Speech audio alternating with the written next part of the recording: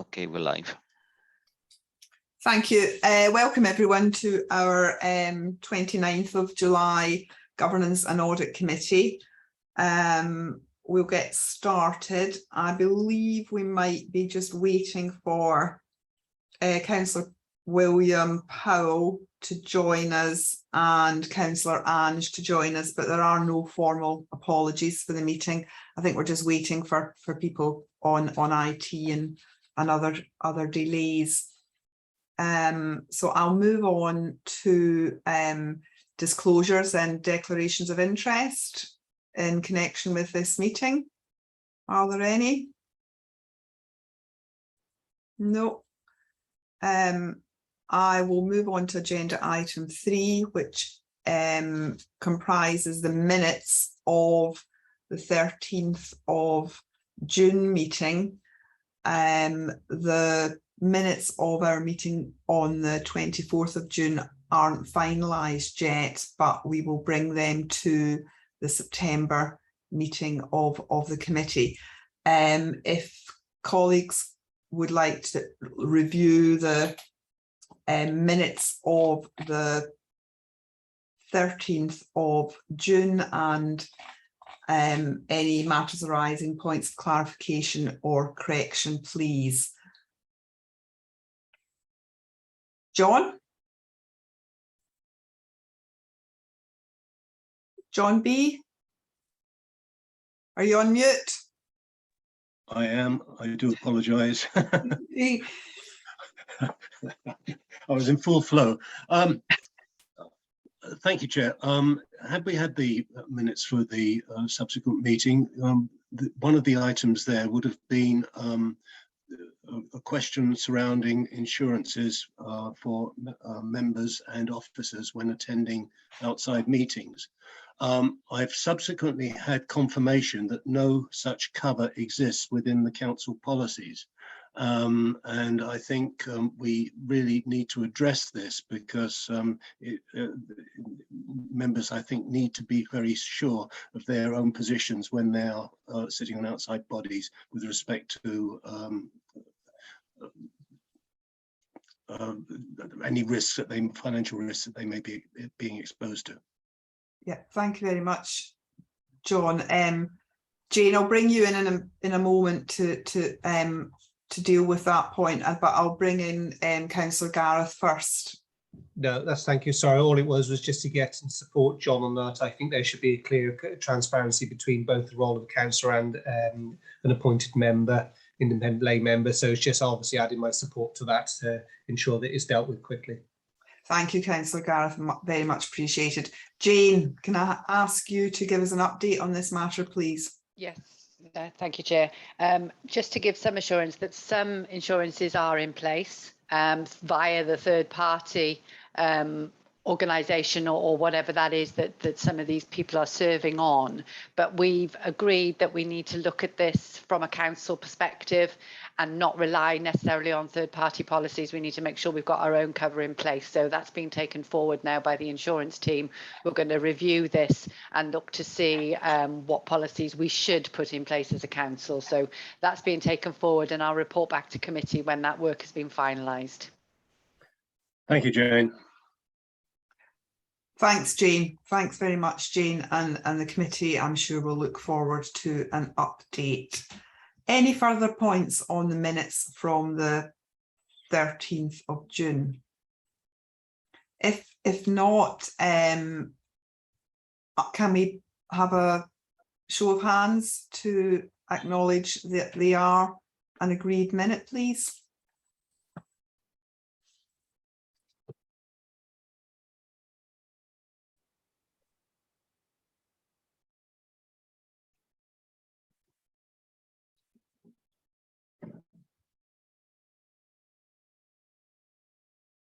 Okay, thank you very much, colleagues. Thank you.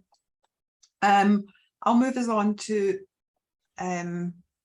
agenda item 4, which is the Treasury Management Q1 report, and I'll ask Jane to introduce this paper. Thank you.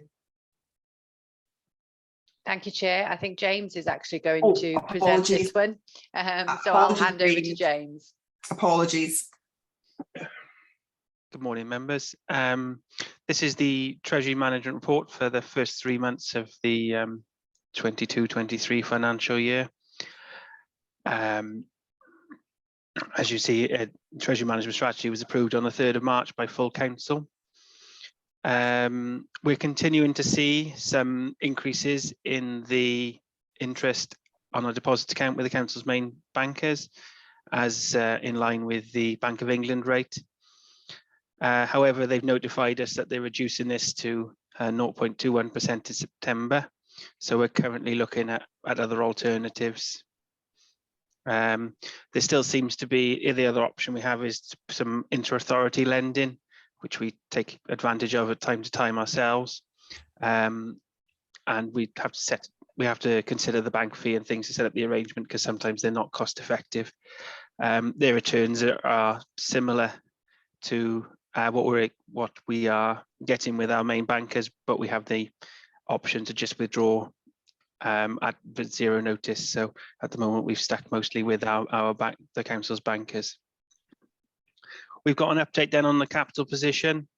The initial programme approved in March was 133 million. It's currently reduced to 115 million. We've had various reprofiling from last financial year, new grants through the year, and from discussions, that original programme had 45 million expected to go out to the GCRE. At this stage, it looks that that's not going to happen this year, so we've removed that, so as we're only showing our best estimate the position. Chart 1 there shows how the capital programme is funded. As you can see, over half of it at this stage is borrowing. But we'll see as the year goes on how that pans out. As you're all aware, inflation is having a severe impact on all of our lives, and it is on the capital programme as well. The services are trying to manage these costs as best they can. It may just be that they will trim down the works that they've got to fit within the existing budget, or not be able to do quite as much as they initially planned, until we understand the full extent of it and see where we are. So we can see an update 3.17 gives you an update on the capital financing requirement, the underlying need of the councils to borrow, and you can see how these have moved on from the original estimates included in the Treasury Management Strategy and where we are now. The majority of that relates to the end of the financial year, where we were in a much better position than we anticipated when the reports were published in January, February time. We haven't taken out any borrowing in the first quarter of 22-23, but we do have some debt maturing in the next quarter, and we'll have a look at our cash position at the time to see whether we can repay those, or perhaps go out and secure some more borrowing. The repayment of the Nantellen Section 106 deposit is continuing as the backfilling continues on site, and this is reducing the underborrowed position of the authority. And we expect the majority of that to be repaid in this financial year. There was about 9 million left at the beginning of the financial year, so we expect most of that to be repaid as the works are carried out on the site. So 3.29, we've got an estimate of the net revenue stream, the financing cost against the net revenue stream of the council. This doesn't include the HRA. So you can see from the original in the Treasury Management Strategy and where we are at quarter 1, and you can see we've got a slightly improved position for 22-23, slightly worse for 23-24, as we expect the interest rates for borrowing to be slightly higher than we anticipated, and then on par for 24-25, but we'll have to see how that pans with the interest rates. The Appendix A includes a forecast provided by our Treasury Advisors link and some economic background. This report is the first time we've included sundry debt. So we're trying to bring this to members' attention.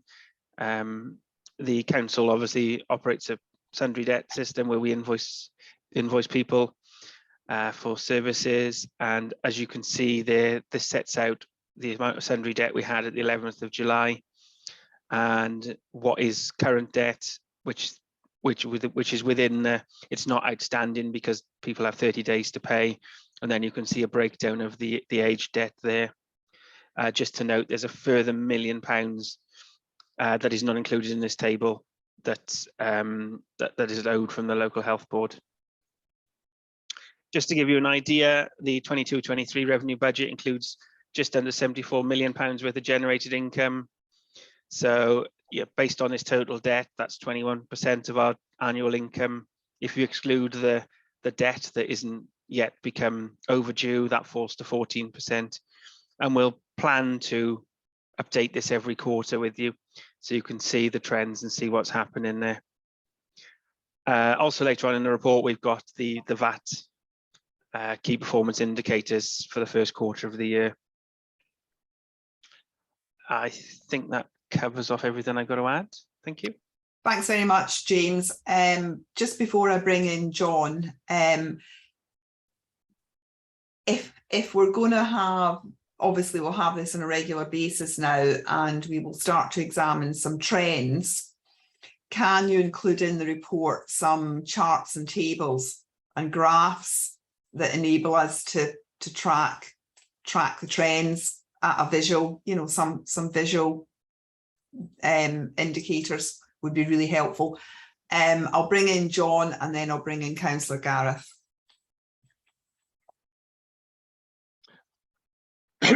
Sorry, thank you, Chair. Excuse me. Yeah, I'm referring to the sundry debt table, and thank you for incorporating this. It's very interesting. Interesting, but at first sight, it's horrific, particularly the age debt. Have you any further comment on that, Jane? Thank you, John. If Chair, I can just pick up a little bit more information in terms of the debt. Absolutely looking forward to bringing you more information on outstanding debt across the council. So this is our first stab at introducing some information into the report, and we will develop this further in conjunction with the requirements that the committee would find useful. So your feedback this morning is really useful. Thank you, Chair. Yes, there are some extensive debts, as you can see, that are quite old now. We have a lot of charging between ourselves and the local health authority. We have a number of Section 33 agreements. We have a huge array of different charges that go through that. We have got some historic debt that we're currently trying to resolve with the health board as well. So that would feature in that over 90 days. There are some historic issues that we have brought to the fore again now to really try and resolve. So we'll be able to provide you on an update with that. So I know it looks alarming, but I think just to give you some assurance that we are looking at it and dealing with it and having those conversations. In terms of the health board, we do regularly meet with the health board because of the degree of charging between the organisations. I meet with the finance director monthly. Our accountants meet with their counterparts there as well to make sure that things move on quickly and resolve any disputes that there may be in terms of the general ongoing debt there around the health board as well. So yeah, very much a first stab, and hopefully looking to bring you much more information that will be able to enable you to look at the trends and challenge everything that we have in place. We have a debt policy in place, obviously, which we follow as well, and we can share that with committee as well if you find that useful. Thank you, Jane. There is, though, outside the what I would think was the health board debt, is there's about 3 million spread across other directorates there. Are we on top of all of these? I mean, yes, John, we do work with services. The services have reports as well monthly in terms of the level of debt that they're holding. So we do periodically, and as I said, I think this reporting is going to help improve that as well, really looking to tackle some of that older debt and make sure that we're clearing it or getting it. More so, we want to get it rather than clear it, obviously, on a routine basis. And there are, of course, some write-offs that come through regularly as well, all based on the debt policy and the write-off thresholds that we have. So yes, work is ongoing. I do think perhaps we need to step that up a little, recognising as well, you know, in terms of the cost of living and pressures all organisations are facing. Yes. I think it's got to be something we need to focus more on. Thank you. Thanks very much, John, for your question, and Jane, thank you. I'm going to go to Councillor Gareth, and then I'll go to Gareth Hall after Councillor Gareth. Thank you very much, Chair. Yes, just relating to this, it would be interesting to know how the debt is not being serviced. Is it to do with level agreements? Is it to do with services not having funds? It'd be interesting to see how that's been benchmarked, because if someone owes us monies and you get to 90 days, there needs to be a reason why they haven't paid us, and it'd be good to understand why that 90 days. So is it our policies, our process? I think there's practices we can look at this to see and understand of why the debts are starting to accrue, and also with the debts, are we servicing our debts correctly? So are they being invoiced and we're not leaving them? So well, actually we haven't actually sent the invoice out for 60 days, and it automatically drops into that 60-day debt, where actually it's our fault for not sending the debt out. So just a bit of understanding of the time from our processes, because if we don't get our processes right, and then also around actually how the debts are here and how they've been not being serviced, would be helpful, because that will help us look at other service areas and obviously our partners in future.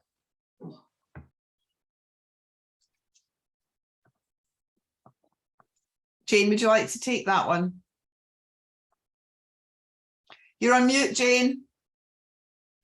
I thought I turned it on. I think I turned it off. Sorry. Part of the finance transformation programme is starting to look at individual processes, and the debt process is something that we are looking and picking up through that work, and that is really looking at it from end to end. And Councillor Gareth, you're absolutely right. The starting point is making sure that we raise debt quickly enough and get those invoices out as soon as they become due. So that will be part of that process review. We'll be able to monitor how quickly that is happening, and then obviously making sure that that's followed up on a routine basis going through. So yeah, there's a lot of work being undertaken on this. It was a little delayed due to COVID, but we've now picked that work back up. So a lot to hopefully improve the collection and the whole process as well to be more efficient. Thank you, Jane.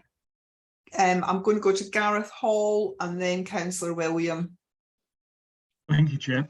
I noticed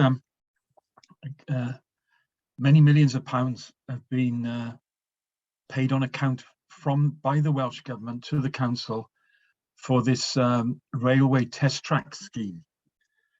And I noticed the transaction was in March, and things may have moved on since I was in the Welsh Government, but this hints as if it was got out the door before the end of the financial year.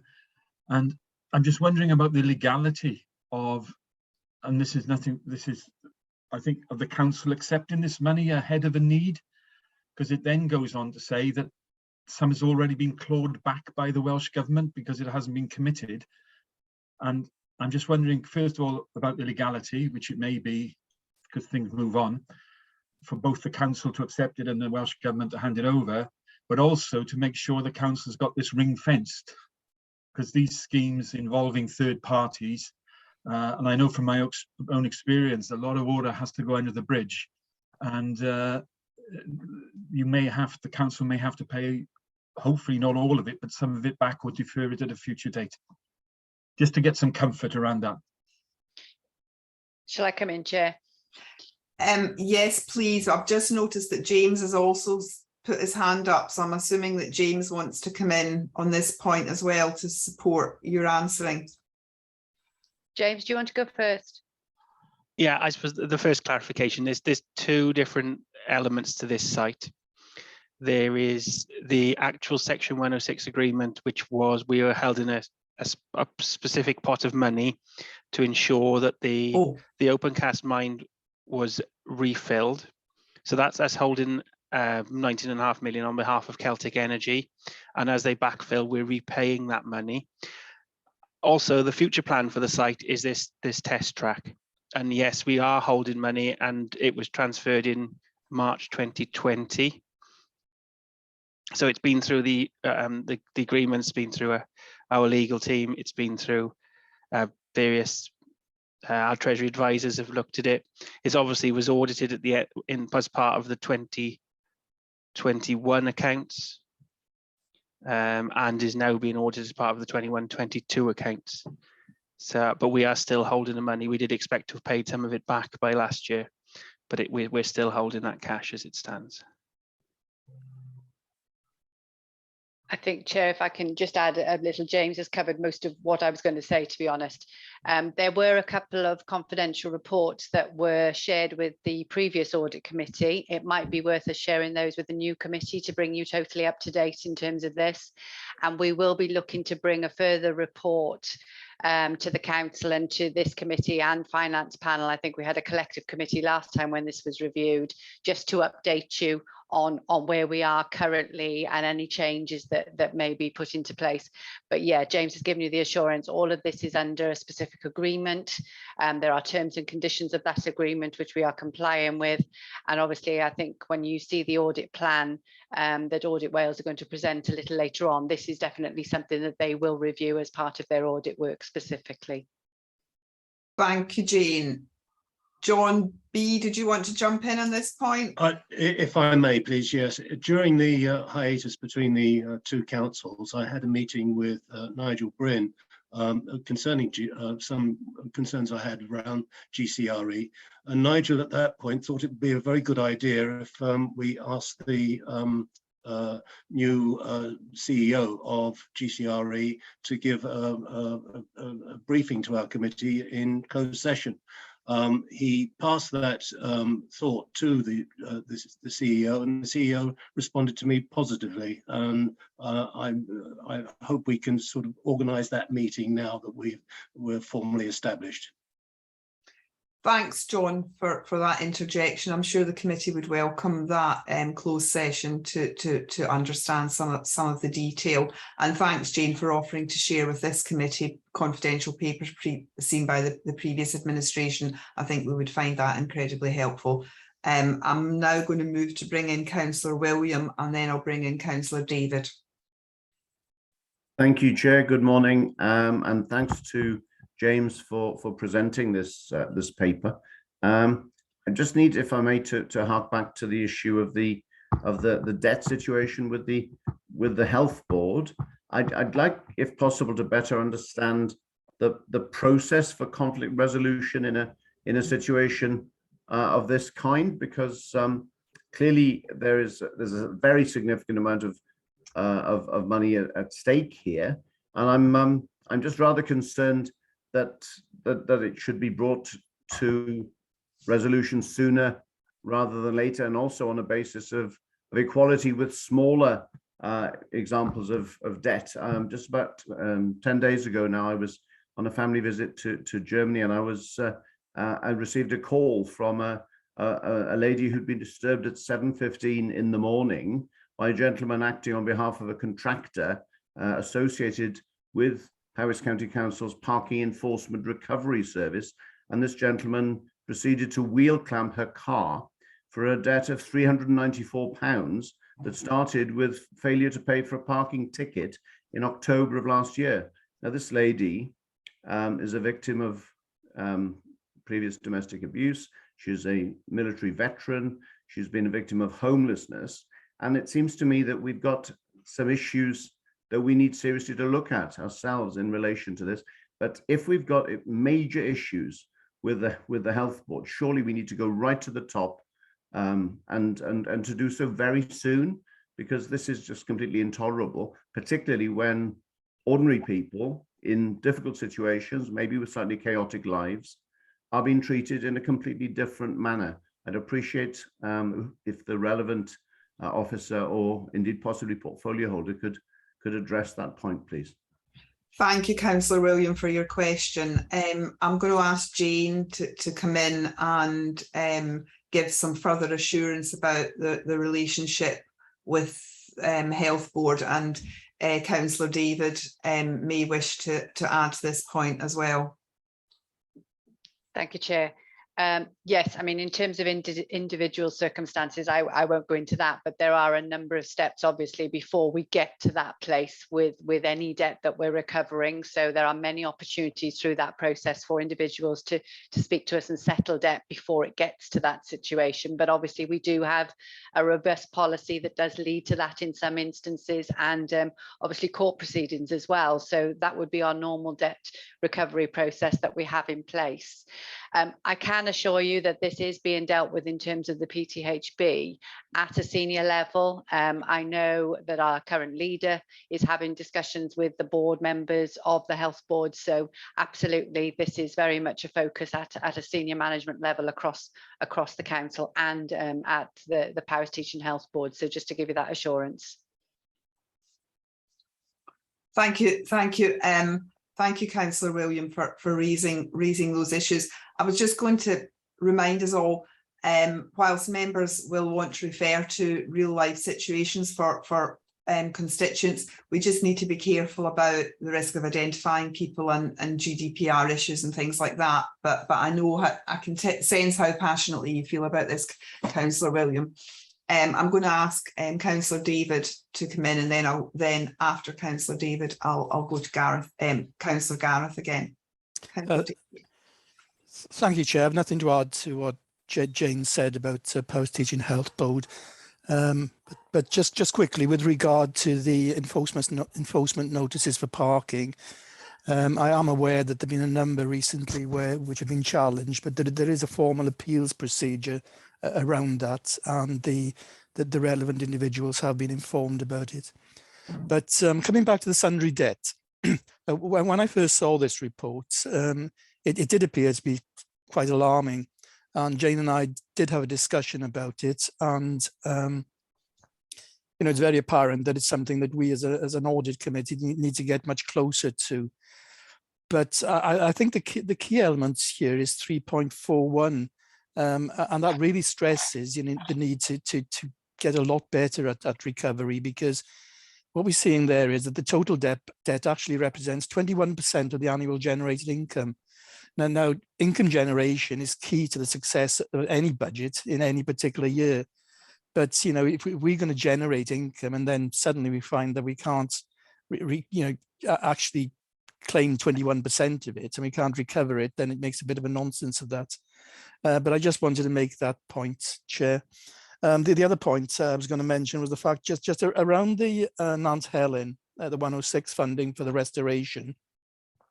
I think James is quite correct when he says that in all probability the amount of money we're holding for the restoration will be gone by the end of the year, because my understanding is that the forecast completion for the restoration project is around about late September, early October. And hopefully then they'll start work on the actual earthworks with regard to the Global Centre of Rail Excellence. Thank you, Chair. I just wanted to make those points. Thank you very much, Councillor David, for your points. I'm going to bring in Councillor Gareth again now.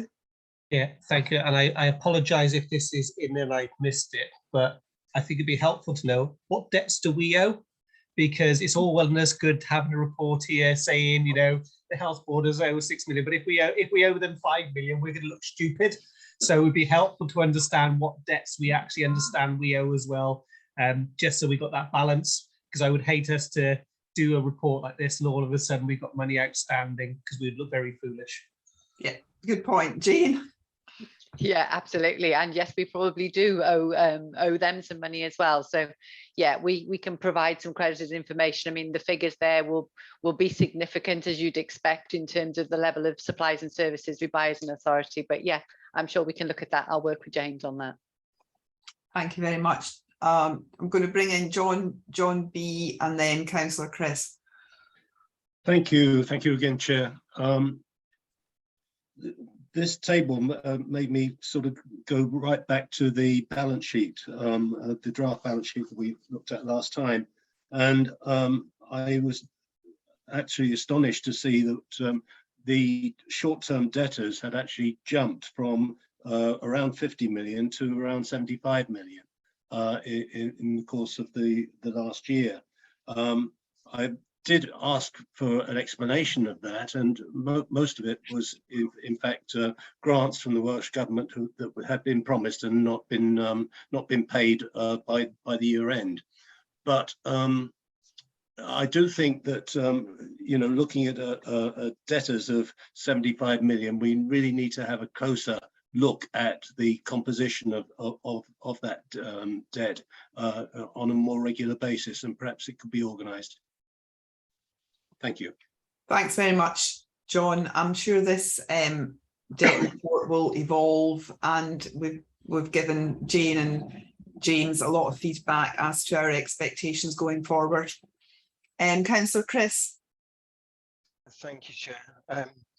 Likewise, the other comments that have already been made in relation to the sundry debt, it's a bit alarming when you initially see this and ask questions. For me, I was surprised that this was the first time that this has been published to the Audit Committee, and I wanted to know what was the trigger to then say it needed to come to the Audit Committee now. Is it because of the change of the new cabinet and the new administration that's come in? And also we've talked about COVID, and I just wondered whether some of this debt has increased or not been addressed because of the COVID implications, because some organisations have had to shrink down in size while they've managed the processes on and whether that has had an impact. And then I was wanting to then know is whether, has it always been this high and it's just never been published, or has it grown over that period of time? Because if it's been a growing debt, that has a concern that we should have been addressing this or looking into it with a much more robust management process. Thank you, Councillor Chris. Jane?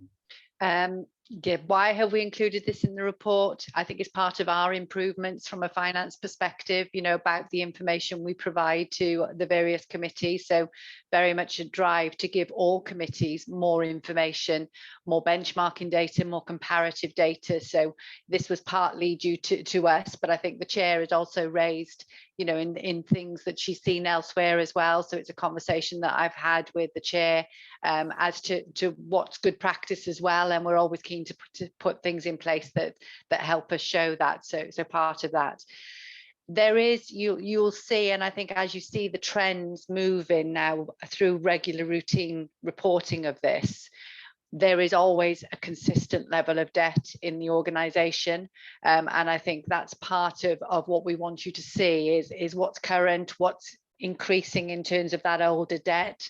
In terms of the debt with the Powys Teaching Health Board, that has increased because the dispute is ongoing. It includes current charges, so that level of historic debt has increased over that period accordingly, as we still have those discussions. So I think seeing the trends for you now as we move through the next few quarters will really help you to look at that, interrogate it, and then ask for the assurance that you want. Thank you. Thanks very much, Jane. Caroline, I'll bring you in. Yeah. Thank you, Chair. On the Powys Teaching Health Board historic debts, it does go back to a change in policy in the mid-1990s, about 1994, but the debt has started to accumulate from about 2016 onwards. We've been discussing this for some time now with the Health Board, but we have committed earlier this month, we have committed with the Health Board to try and resolve this by the end of this calendar year. So we're hoping to resolve all outstanding issues by Christmas. Thank you, Caroline. That would be really helpful, and it would be helpful if the committee could be kept abreast of those developments and continue to be assured that that's on track. But thank you for that interjection, Caroline. Much appreciated. John, I'm assuming your hand's a legacy hand. must be. Thank you. Any further points on this Treasury Management report? No. John? Don't. I think what we'll move on and thank Jane and James for comprehensive and extremely well supported conversation about debt. But I think you will have sensed the committee's passion for this and its commitment to understanding things more thoroughly going forward and to supporting you with your endeavours. John does want to come in. Thank you. Yes, I was muted. If I could refer to Appendix B, and Jane's going to know what my question is. It's surrounding the purchase cards. Yes. These are still operating at what I would think to be regarded as unacceptable levels of error here. Jane, we've discussed this in the past. What is the latest position on this? I'd need to come back to you, John, to find out the absolute latest position. I don't have that to hand. We do have a very clear policy in place where if an individual holding a card is not complying with the policy or is late in doing things for a number of times, then obviously we have that ability to withdraw the card from them. James is putting his hand up. He may have a bit more up to date because he's closer to this than I am on a daily basis. So I will hand over to James if that's okay.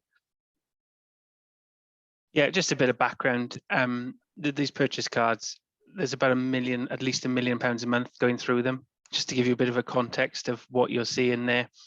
And quite recently, quite a number of the cards were suspended or blocked until the users corrected a lot of the issues that they had. So, you know, we do take it and we do block the cards. It does cause everyone a big inconvenience, but it sadly is the best way to get them to resolve a lot of these issues, and we will continue to do so until they resolve any issues. Thanks, James. Thanks, James. I'm going to move us on and move to agenda item 5 and invite Ian James. Ian has got 2 papers, the internal audit progress report for Q1 and the annual audit opinion. Ian, over to you. Thank you, Chair. Excuse me, I'm a bit hoarse at the moment.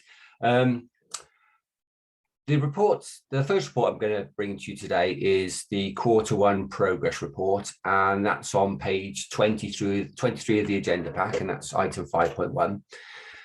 The purpose of me bringing that today is to give you assurance about where we are in terms of the levels of audit activity and the assurance that can give you. But it's also to bring to you significant issues and talk about the delivery of our work and how we're looking at fraud and supporting that fraud assurance work as well. So I think if I dip into the report, the first area I'd like to consider is the work that we've done on the highways, which is on page 26. And to do that, I am going to just refer to a presentation that I prepared, just to try and help members understand without going through the real details of the report. Bear with me a second. While Ian's loading the presentation, Ian will ensure that the presentation is shared with all committee members after the meeting. Hopefully it's on its way now. Yeah, we can see it. Good. So in terms of the work that we did in highways,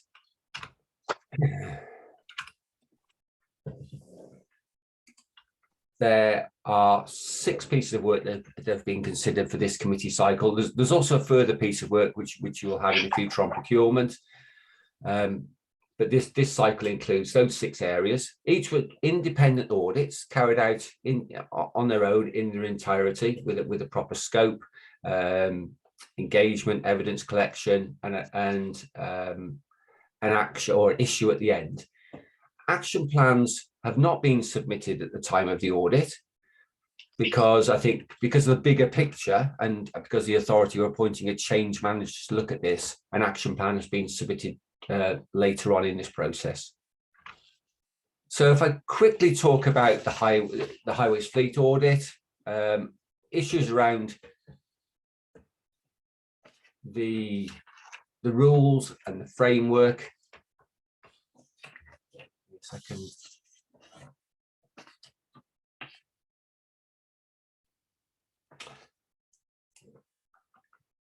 Is around the fact that it's around driver behaviour. It's about the issues around the lack of monitoring and the lack of activity to correct that behaviour,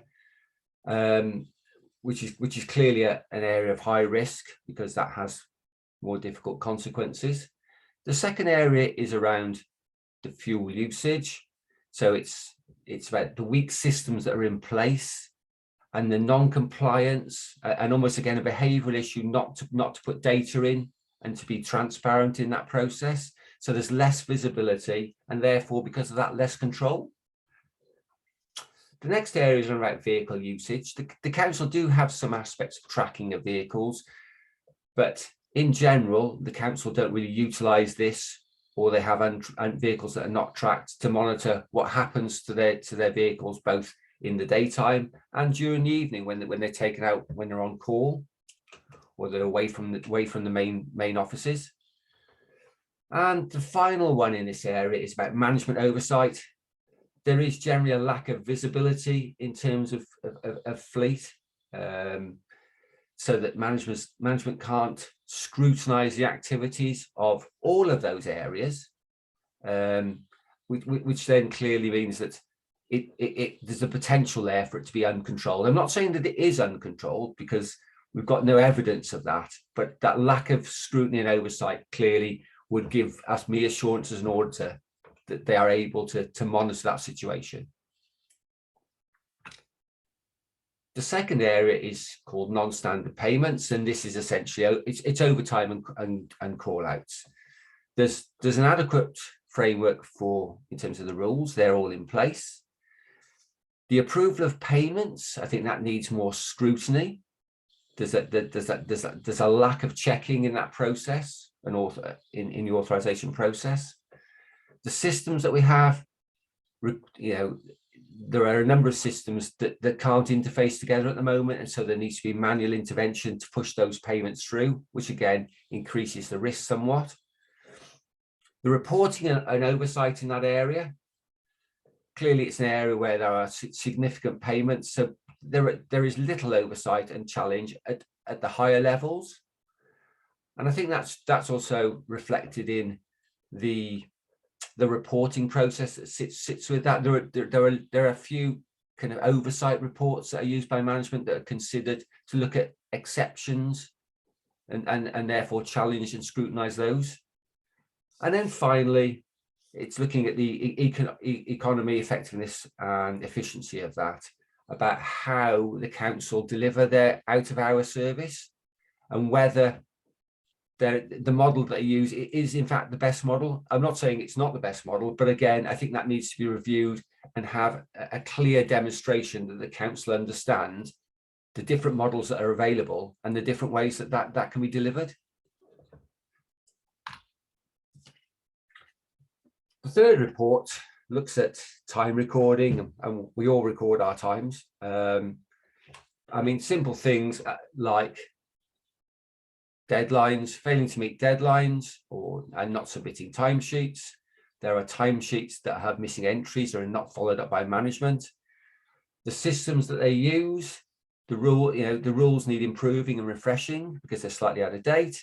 Again, reporting and oversight. There's no wider scrutiny of officers' times, and it became apparent from the work that we did that there are indicators that data is missing, and that's not being picked up in the management process. So I'm not saying there is misuse again, because there was no evidence of misuse, but without that data and having a full picture, it makes our assurance a little bit more difficult to give.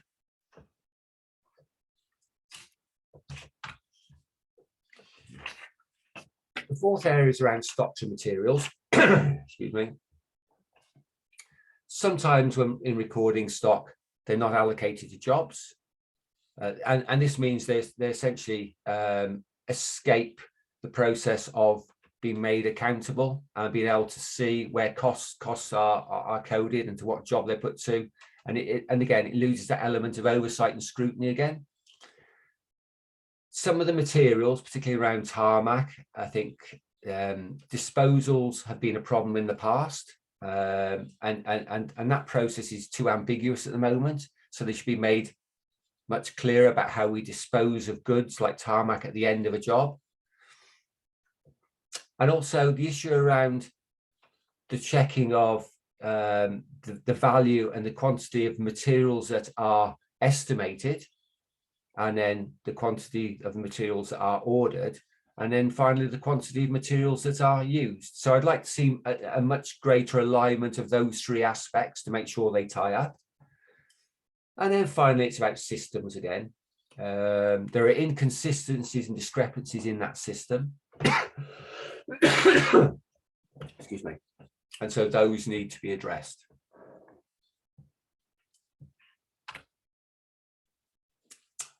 The fifth report talks about commissioning. Now, commissioning is, and this is about the repairs, the defects in the highways.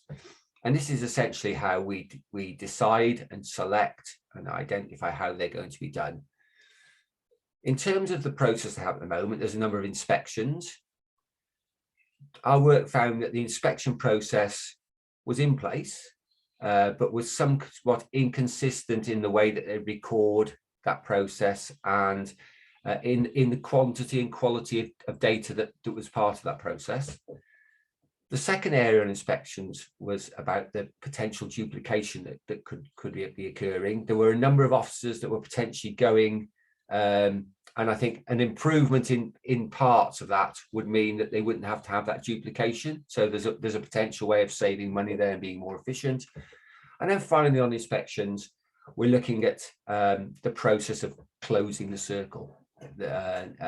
In the fact that there was no post-work inspections, or that no formal and structured post-work inspection process. Secondly, I'm looking at frameworks and systems of performance in commissioning those repairs, and it refers to something called the HAMP. Now, the HAMP is the Highways Asset Management Policy, and it's a strategy that we use to determine how we deal with those repairs. The issue we have here is that the HAMP was not particularly aligned to the council system, so any information they were collecting didn't point back to the HAMP, and therefore that made the reporting on its success or the outcomes that they weren't particularly relevant, and so you couldn't make a judgment about the performance of the HAMP because of that. And then finally, performance wasn't reported, as I've just mentioned in the HAMP. The next area is around financial control. Now, that's a priority one recommendation for us. The coding structures in place at the moment require that revenue expenditure falls into a pool, and that pool somewhat then means that those transactions are again unchallenged or can't be scrutinized as much. So we're looking to make sure that that the coding structures, the financial systems, and the way that workmen put materials and costs into the job system means that you can tell line by line what costs have been associated with what job. So that allows managers to be able to give an understanding or have an understanding of the work that's undertaken, the activity that's undertaken, and the cost that's been incurred. Governance. The service developer capital program, and that capital program is outlined in the HAMP, the selection processes in the HAMP. What we found is that process was generally acceptable and robust, but there were instances where It could be influenced by external positions. For example, if there were a number of complaints or if members were involved in that process, it would significantly accelerate those projects to the top of the list. So I think we're looking for something that is probably something that is more based on the defect and the council's priorities rather than having those external influences. And then finally around the HAMP, I think they meet, but the decisions weren't recorded. So it was hard to determine the governance process that was in place. The delivery decisions, I think when the council revenues work, there's a number of decisions, but in some parts of our county, we use external contractors to deliver external works. In some parts of our county, we use internal contractors to deliver that work. So it's just making sure that the council are confident that we're choosing the right way of delivering those revenues works to be cost effective, but also considering the workforce that we have. And finally, from a positive, there was no point of no evidence of manipulation or misuse for personal gain in the commissioning area, or in fact in any of the work that we've done, I should stress. And then finally, it's around the monitoring and delivering. In terms of the delivery itself, there was limited assurance around the scheduling of the work and that the work was delivered on time. This was because of poor data or a lack of data. Again, we couldn't confirm that the delivery of the HAMP because that wasn't aligned properly and the information wasn't there to support it. And that data did indicate that there was a potential for some critical defects that weren't completed. Now, that could be one of two things. It could be poor data, which there is a strong possibility of that, or in fact, the work hasn't been done. The next step is financial monitoring. The financial monitoring is done through the council's e-financial system. But because the revenue costs are in a pool, it makes that very difficult to do. So there's a general lack of scrutiny or the ability to scrutinise revenue costs. Performance and oversight. There is no process at the moment for undertaking corporately or viewing corporately the performance and activity of the workforce in the highways in terms of delivering defects and repairs. And that's certainly an area that I think the council needs to look at corporately. I'm not saying it's not happening locally, because lots of these things are happening locally, but the council needs to have a wider view of that oversight and be able to measure that corporately and see it corporately. And then finally, systems. At the moment in the service, there are a number of paper-based systems. There are a number of spreadsheets. I think that if you're looking at the bigger picture about visibility, I think those systems probably need to be reviewed and replacements be put in place so that there's, again, a wider view of the corporate picture. So that's my presentation. I'll stop sharing my screen. And I shall continue with my presentation on, or do you want to take questions on that, members? I don't mind. Ian, I was just going to pause there on the particular item of highways, and I was going to share with committee members what my thinking of how we might go forward with this. I'm sure colleagues will probably have found this a tough read. I certainly found it a tough read. And you know, it's a fairly challenging set of audit judgments. I think, or I'd like to propose to colleagues that the committee has a single agenda, the whole committee has a single agenda meeting to go through these matters in more detail, and to that meeting we would invite the head of service and probably the project manager person that they've got in post to help with the remedial action. Following a session of the full committee, as you'll have seen on your agenda, we are proposing that one of our working groups is on highways. And I would hope that a single agenda session of the whole committee on this audit and highways related matters could then, that meeting would then inform the work of our working group subcommittee and how that goes forward to seek assurance and to scrutinise the recovery plan from this situation. I'll pause there, and I'm going to bring in Councillor William, Councillor Gareth, and then Gareth Hall. Chair, I believe that Gareth Hall indicated before me. It's obviously it's your call. But, no, it's okay. I think he knows more than I do about these matters. He doesn't. Well, I can't say what you know, Councillor William, but I do know that Gareth knows a lot about this stuff. So, okay, absolutely. I'll bring Gareth in.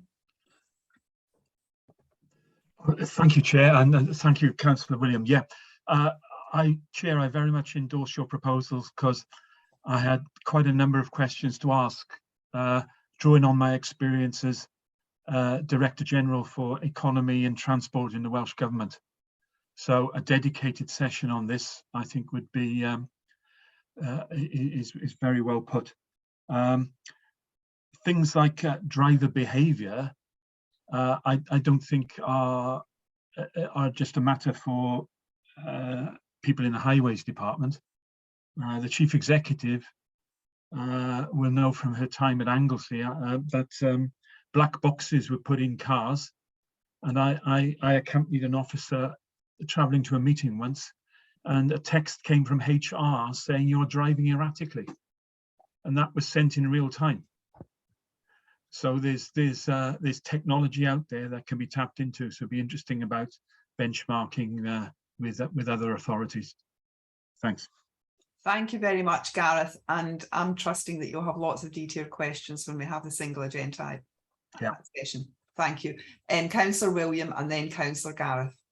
Thank you, Chair. I was just going to endorse wholeheartedly your proposal for a kind of deep dive focus session on this with a wider range of the relevant responsible officers in position to take some questions and to give account of themselves. I thought Gareth Hall's reference then back to recent experience in the intervention board in Anglesey and on that matter is just one example of what we can do there. There's a whole range of issues that clearly need to be addressed. The issue around there being no corporate sort of performance, overarching performance measure seems very troubling. I'm also particularly interested to know how the dual role that highways plays in terms of county roads and also the Welsh Government investment and the delivery of contracts in that area. There's a whole series of things that needs unpacking, and I look forward hopefully to being able to be part of that single day deep dive at least, and possibly more. Thank you. Thank you very much, Councillor William. I'll bring in Councillor Gareth and then Councillor Graham, and then I'll bring in the Chief Executive. Thank you very much. I'll be very brief, and yeah, I think a deep dive needs to be very good. One thing that's come to my mind was actually going beyond our committee and into Employment Committee, and are we looking at stuff that actually we should be involved in Employment Committee, especially around dangerous driving and everything else like that. There's patterns and so on. So do we need to think about outside and how the thread of what we produce and what we look at is the relevant other scrutiny committees and also committees within the council having this information?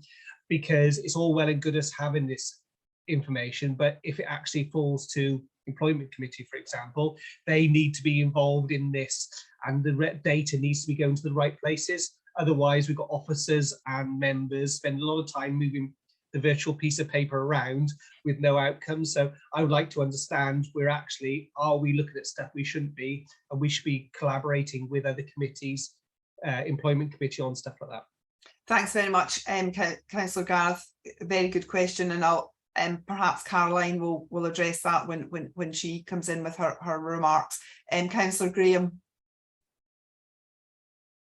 Yeah, thank you, Chair, and I endorse your suggestion completely. I am alarmed when I read in Ian's report his recommendations regarding the auditing process for the ordering of goods, such as tarmac in particular, when members of this committee will be aware we've had an ongoing situation which has led to some disciplinary matters taking place within this council, which obviously we can't go into in any depth today.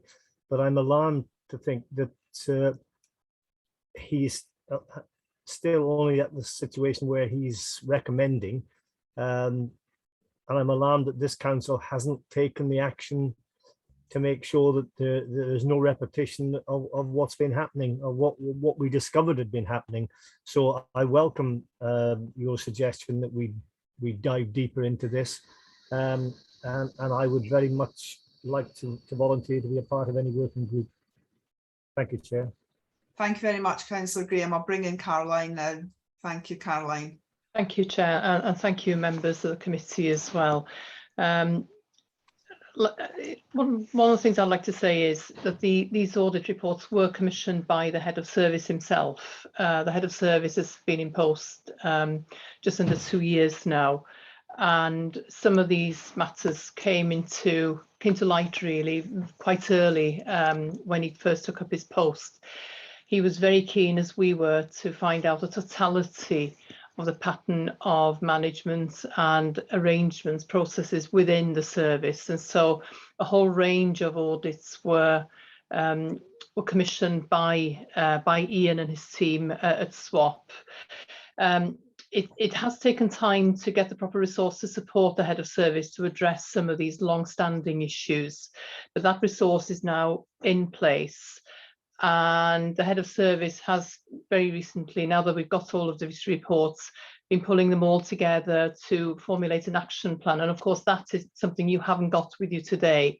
So I'd be very keen, when you have your dedicated meeting to look at these matters, if you could invite the head of service to present the action plan as well, which clearly states how we are addressing all of these recommendations.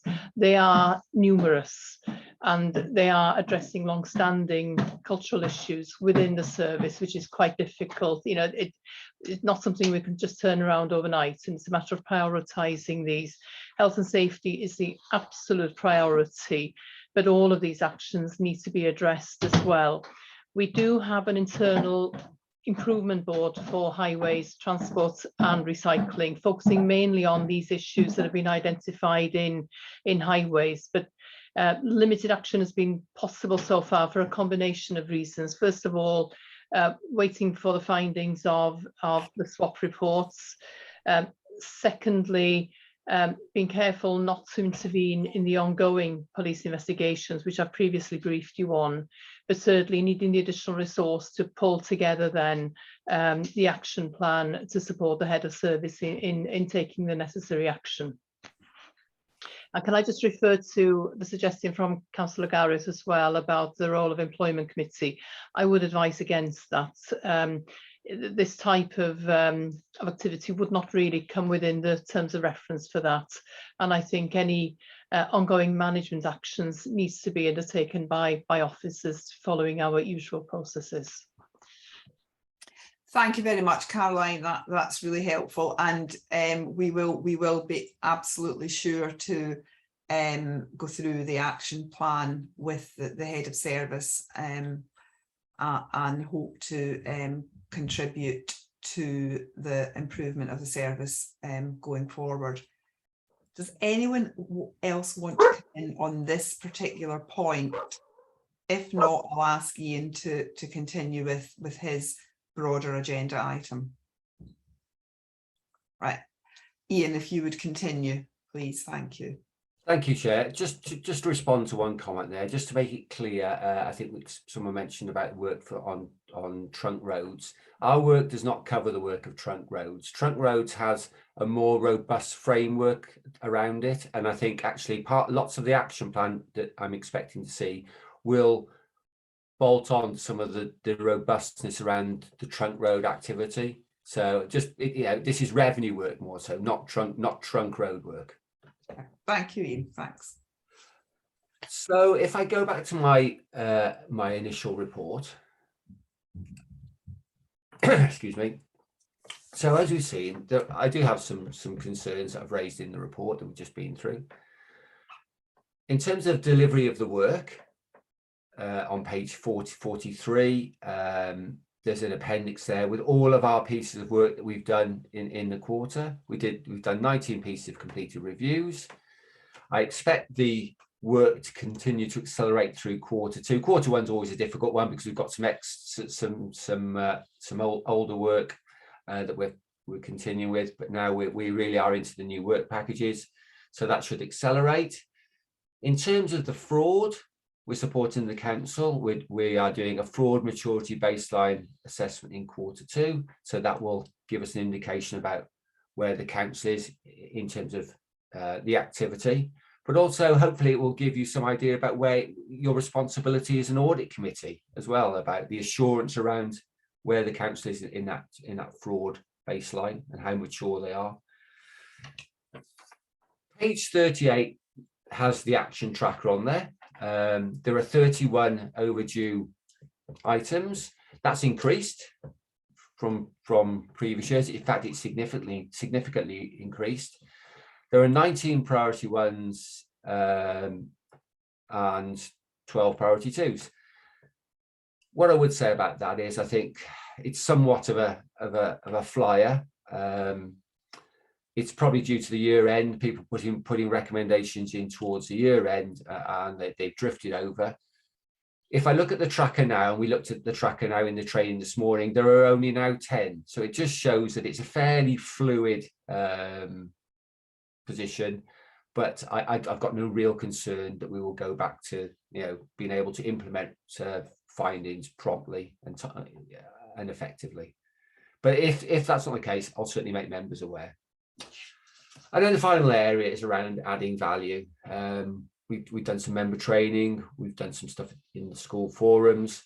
We also send around bulletins about things out there in the wider sector, fraud. So we're just adding in that way as well. So the summary of all that means that that my overall opinion for the year is, or for the quarter is, in terms of a rolling opinion, and I'm looking at the whole year rather than just quarter one, is that it will be reasonable assurance. Do members have any questions on that?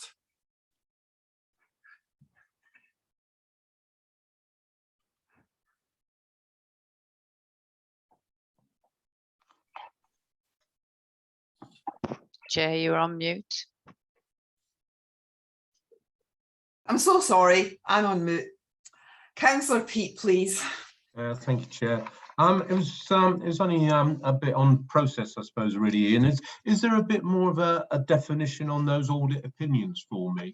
So I sort of like I can see where the arrows are going from none and round to reasonable and round to substantial, but I sort of don't really get a feel for whether that's good, bad, or different, apart from which way the arrow's going. Does that make sense? I think that's a good question. It should be on the report actually about the definitions of the assurance, both from a wider picture of the corporate opinion, but also you should have an understanding of what a priority 1, priority 2, and priority 3 recommendation mean. So I will happily publish a document to you that defines those, if that's okay. Lovely, thank you, Ian. Yep. That'd be helpful, Ian, thanks. Sorry, I think some of the definitions are included in one of the reports on page 4, page 52 of the pack. Thank you. Yes, yeah. They're included on the annual opinion report, not on the Q1 report. So going forward, Ian, it would be helpful just to routinely put those definitions into the quarterly reports as well as the annual opinion report. Absolutely. I think I'm happy to do that. Thank you very much. If there are no further questions in the Q1 report, I'll ask Ian to address the annual opinion report. Thank you, Chair. Second report. It's on page 47, item 5.2. This fulfills my responsibility of the head of audit to give you an opinion on the levels of control for last year. And it's based on last year's work. In that year, we did 51 pieces of work, and that they're on Appendix A on page 63. 7 of those were limited assurance audits. But I think the positive aspect is that of all of the work we did, 71% was either substantial or reasonable. So it was with relatively positive opinions. I'm not going to go over the main issues that have been identified in this report because we've already done them at previous audit committees. So they've all been considered in detail at previous audit committees. But what I will say, I suppose, is one of the main issues collectively was around project management and program management, and some of the governance aspects of that and some of the operational aspects of that. Those are mostly historic, and certainly I've seen evidence that there's been significant improvement in those areas. So I feel they're certainly on the right track, and I don't feel that they represent the risks that they did when we looked at these issues initially. The fraud risk in the council is satisfactorily managed, I think. I think as a committee, you probably need to get a bit more assurance around where you are and see an assurance picture rather than some detail. So I'll try and work to make sure that you can see that going forward. Actions, as I've said, in general have been implemented. And then finally, again, I mentioned the added value. We know we've done a number of measures to add value throughout the year. The report also looks at coverage, and I think that's on page 52. I think it's fair. We can't cover all risks. That will be impossible. But in general, over the past 2 years, we are covering the council's corporate risks, and that will continue. Obviously, an effective risk management framework is one that is fluid and flexible. So as that changes, I will continue to change our coverage. So in conclusion, on the balance of the work for 21-22, and we've also looked at the work of other assurance providers as well, I'm happy to offer a reasonable opinion. Thank you very much, Ian. Does anyone have any questions on the annual opinion paper? If not, I will thank Ian for his work, including the training session earlier today, and for his 2 papers, and move us on to agenda item 6 and invite our Audit Wales colleagues to introduce their items. Non, are you leading off first? And yeah. Yes, diolch fawr, thank you very much, Chair, and apologies if Phil drops in and out. He's been having problems all morning with connectivity. So I'll quickly run through, if you don't mind. I'll take 6.2 first, because in chronological order, we issued this to the council, as you can see, by the information that's way out of date by now, back in February of this year, but we thought that you would need to see this as a committee just to see the annual audit summary that we issued to the council, as we do every other council in Wales at the end of an annual audit year. And really, it's a summary. There's nothing new in here. If we had been able to present it before the end of the last period of before the elections, then all of this has gone through different committees over the last year. So this genuinely is a cut and paste summary of the work that we have done over the last year up until February of this year, as well as CIW and Eston. So nothing more to add, and all of the links to the various reports that we have issued are in that summary. So please feel free to cast your eye over it when you have time. And then if it's possible for us then to then take you forward to the current year in terms of our audit plan, our work now ongoing currently and going forward, then that would be great. And I'll hand over at this point to Phil if he's still in the room. I am for the moment, so let's hope it stays like that for the next 10-15 minutes. I don't know what the problem is with Zoom today, I'm afraid. Morning all. If I just take you through briefly the two audit plans that you've got before you, and Non will also sort of contribute as we go through the first one.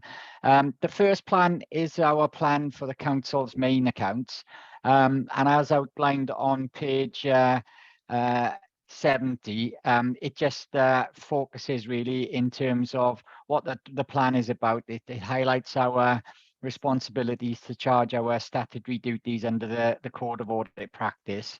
And page 70 also highlights then as well the work that we're going to do to that the work has been underdone to meet specific duties that we're required to undertake around the financial statements, value for money, and the sustainable development principle.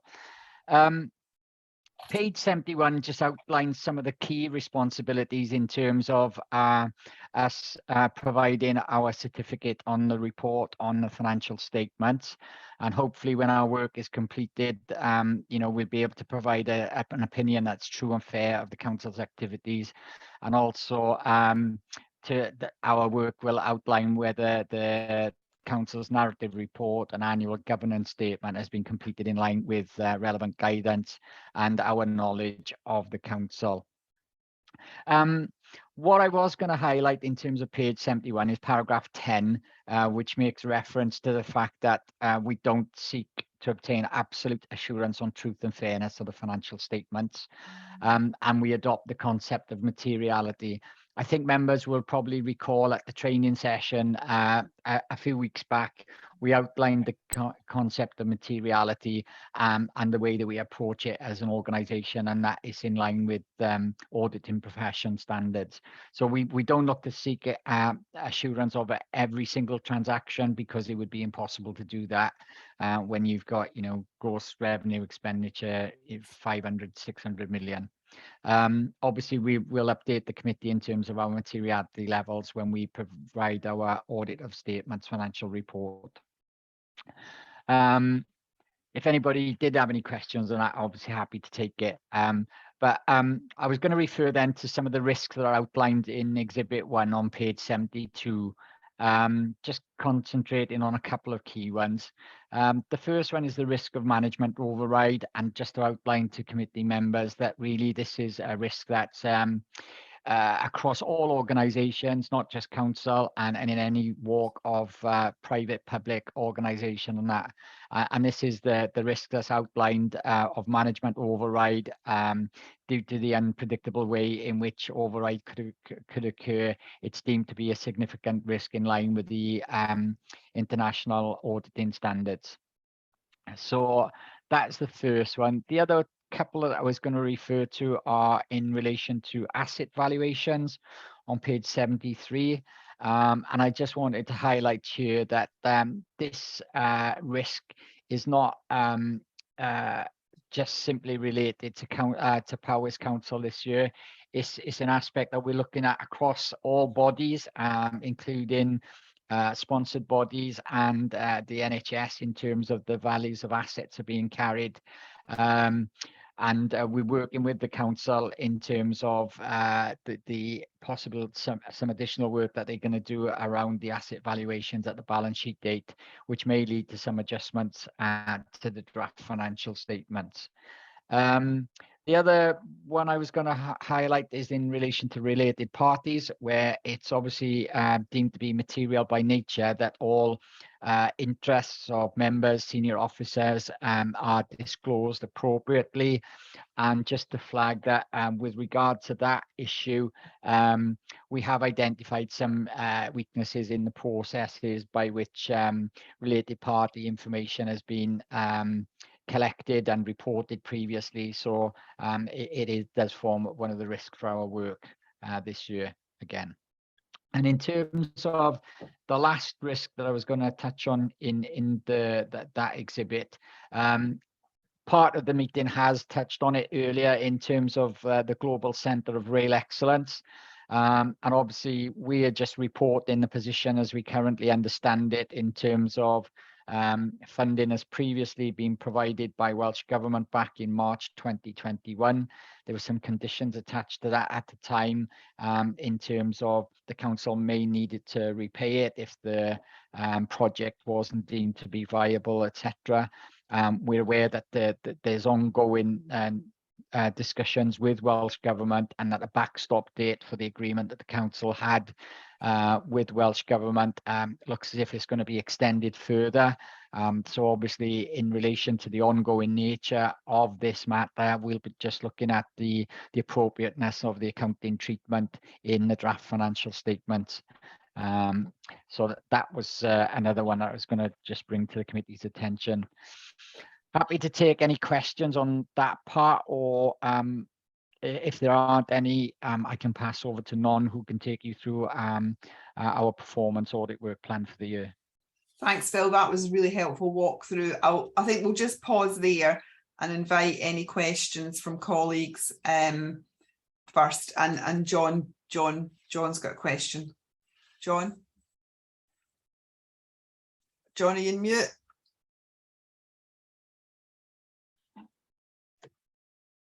It's thank you, Chair. It's a question I ask every year, Phil. Do you have sufficient resource to meet the timescales? Yeah, I was going to come on to that later, John, in terms of the timetable, but happy to answer that now. Yes, at the moment, I'm content with the level of resources that we've got to undertake the work. I'll go to that point in the report now, really. Maybe that I can outline sort of where we're at, really. In Exhibit 5, we've got the audit timetable, which currently highlights that we are proposing to complete our work on the financial statements and provide an opinion by the end of October this year. Just update members really on what the position nationally is, I guess. As a result of COVID, Welsh Government have provided extended deadlines by which the audit, the signed audit accounts has been extended to completion by the end of November. So it's the 30th of November this year. Audit Wales' position currently is that we'd like to complete all of that work at all 22 authorities in advance of that, if it's at all possible. And we are working to the internal deadline of trying to get all 22 authorities' statutory accounts signed off by the end of October. In terms of Powys, we've already started work on the financial statements, and today progress is going reasonably well. And if at all possible, I'd like us to be in a position where we could potentially have the accounts coming back to the committee at the end of September, if not mid-October. So in terms of our team and resources, John, yes, I'm comfortable at the moment that we've got sufficient to undertake the work. That said, obviously the work's ongoing. We might identify some issues which may take longer to work through, one of which might be the valuation of assets. But at the moment, John, yes, I am comfortable with the resources we've got. Thank you. Thanks.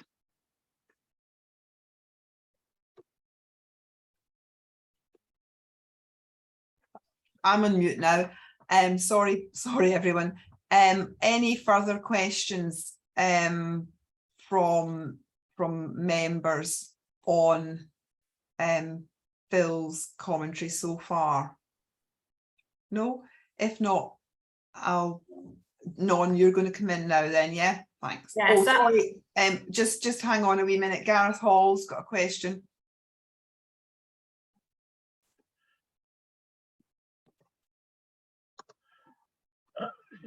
Sorry, Chair, I pressed the wrong button there. Yeah, just about that point that was made then about well-being objectives of the council and the background of the well-being of Future Generations Act, which is very high profile, very profound.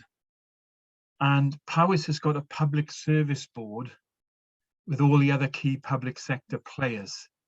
And almost by definition, the well-being objectives are very much about joint working. How can you as auditors reconcile where you're looking at the accounts of the council, but these are part of I think invariably joint working exercises?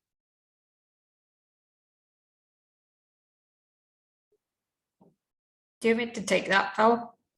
Yeah, because I think obviously the reference to well-being and future generations comes under the performance work as well, so probably links in better with you, Non.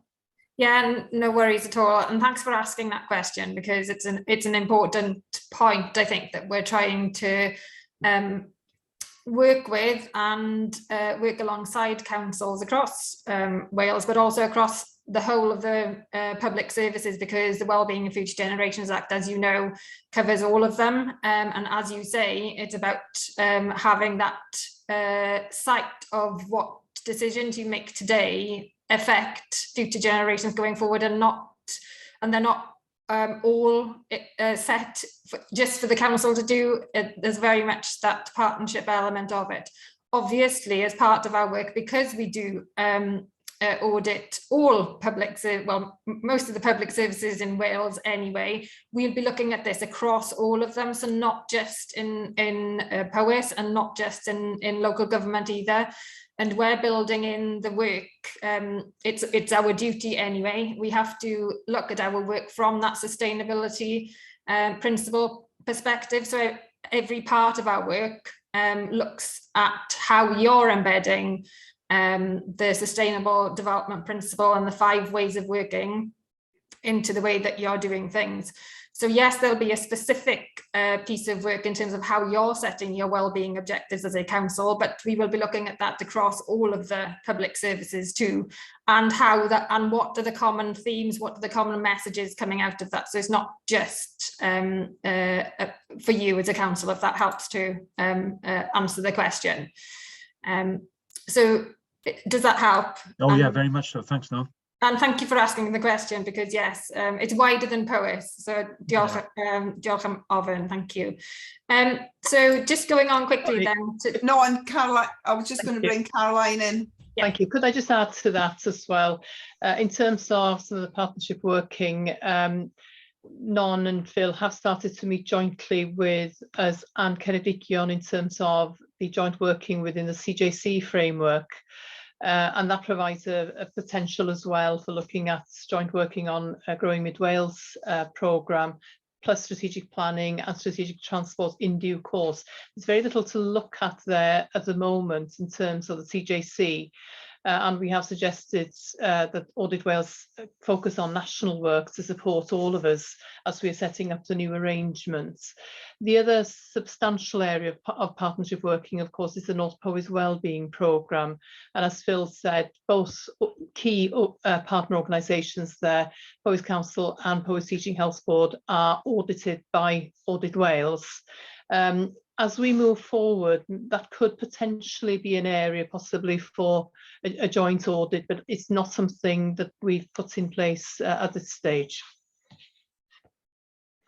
Thanks, Caroline. That's really helpful. That's really helpful. I'll pass back to Non. Diolch, Caroline, and thank you, Chair. Yeah, so just quickly to run through the performance audit element, which in the session that we had with you is around economy, efficiency and effectiveness, and also how you're embedding the sustainable development principle. So it's those 4 things in particular that we look at as part of our performance audit in partnership with our financial audit colleagues, obviously. So as we've worked flexibly over the COVID pandemic period to take, well, basically to make sure that we're not duplicating some of the work that you're doing, but also to give you the space and to do the work that you needed to do during that time. So we've adopted that flexible approach to our performance work over the last 2 years. And thank you for keeping us in the loop over that period. And we'll continue to do that because obviously the waves continue and there'll be more hands on deck at various times in the year than others. So let's just keep talking, I suppose, on that. And working alongside each other has helped in real time from our perspective, and I think from yours too. So for our work this year, a lot of the risks facing local government in Wales are very similar. So there'll be some similar pieces of work that I'll get onto now. But the one particular issue that we will follow up on in terms of a local risk to Powys Council in itself is the scrutiny follow-up work that we did last year with you, and we're just going to follow up progress on how you're moving forward with that, and looking forward to working with you on that going forward. So that's the local Powys piece of work.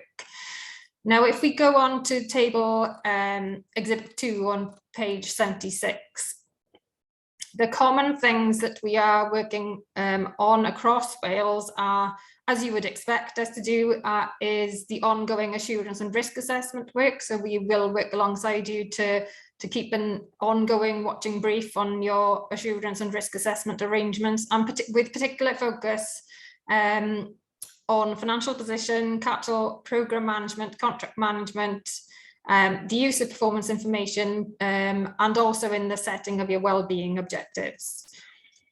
We're also going to do, well, we've actually just scoped it, so there should be a project brief out soon on this one, the thematic review on unscheduled care. Now, this is not just in local government, we're doing this as a joint piece of work across health and local government, back to your partnership point, because obviously it involves both, and potentially very, very timely in that you might have seen in the press our data report on this already, that got some headlines. So we're following that up in terms of our fieldwork over the course of this year, up until about December, January. We're also going to be doing a thematic review across the 22 councils in Wales. Last year, we did a review on workforce and assets, which we're pulling together at the moment. And this year, we're going to be focusing on digital, because we saw and have seen that a lot of councils have sprung forward during the COVID pandemic in terms of workforce and assets, because you've had to reconsider everything in relation to those, given the crisis that you're working through, but also in terms of digital. So we want to learn from what you've learned throughout this, and where you see yourselves going forward, having learnt those lessons, and your vision and strategies now going forward.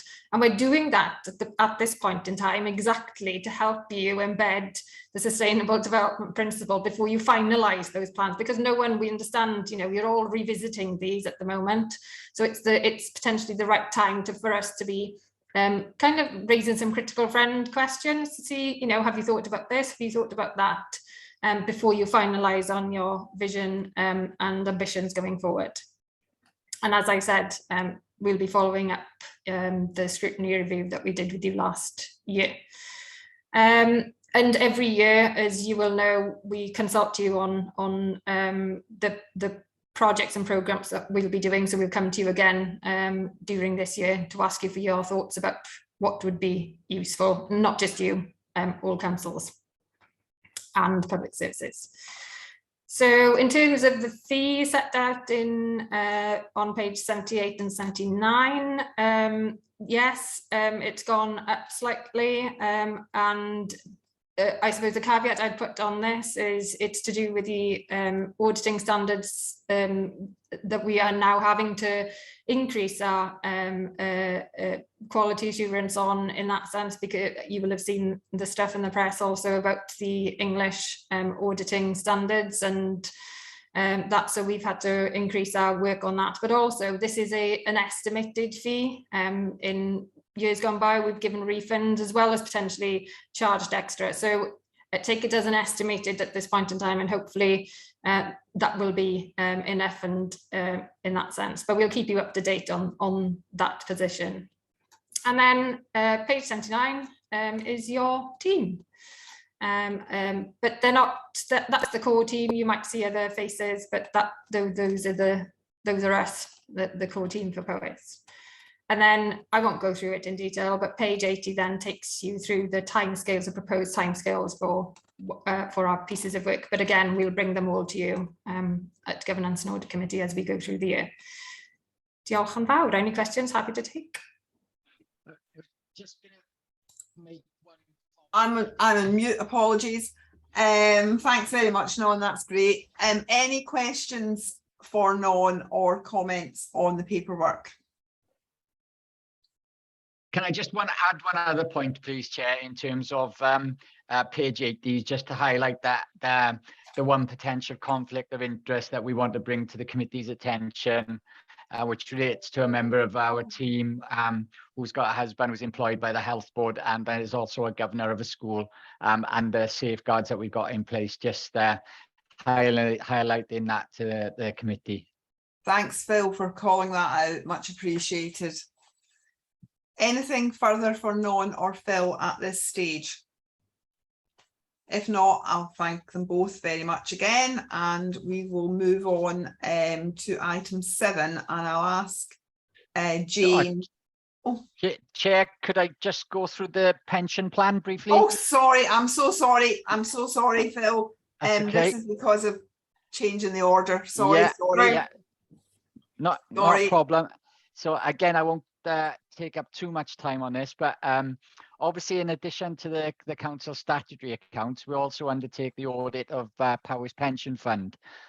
So the item at this part of the agenda is the audit plan for the pension fund. So again, I won't go into too much detail. I'll probably just focus on as the plan in outline is similar to the statutory accounts. It's just a comment really in terms of some of the risks that we've got highlighted on page 88 around the private equity investments and the Wales Pension Partnership.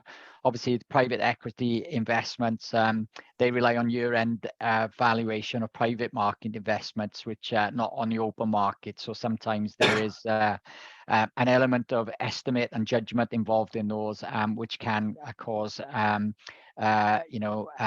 errors in the draft financial statements, or which need to be updated. So we'll be looking at those closely. And in terms of the Wales Pension Partnership, there are 8 pension funds in Wales, and there is the Wales Pooled Investment Vehicle, which is overseen and reported on by a joint governance committee. The pension fund itself has continued to invest and divest in investments within that pool, with there being significant transfers in and from that pool during the year. So again, we'll be looking at those transactions and also liaising with the auditors of the pooled pension fund to ensure that the information and disclosures within the pension fund accounts are appropriate and the valuations are appropriate. So those are two of the key things that I just wanted to highlight. And in terms of our fee, as outlined on page 89, we've just got again a slight increase for the year. Excuse me. So the fee goes up to 35,914. Again, as non-highlighted, this is a proposed fee, and we're a not-for-profit organisation, so if it doesn't cost that much, there would be a refund, but that's our proposed estimate of the work we need to undertake to complete the work. And in terms of the timetable, all I was going to mention around the timetable was, I outlined our position as an organisation to undertake the statutory accounts, and it is our aim, as I said, to undertake the audits of all 22 statutory local authority accounts prior to us moving on to the audit of pension funds. So we aren't proposing that we will be starting the work on the pension fund until October, November, but obviously have the statutory deadline of the 30th November in mind to complete the work. So I just wanted to reiterate really the focus is on the statutory accounts of local authorities prior to moving on to pension funds. Thanks very much, Phil, and apologies for the agenda management there.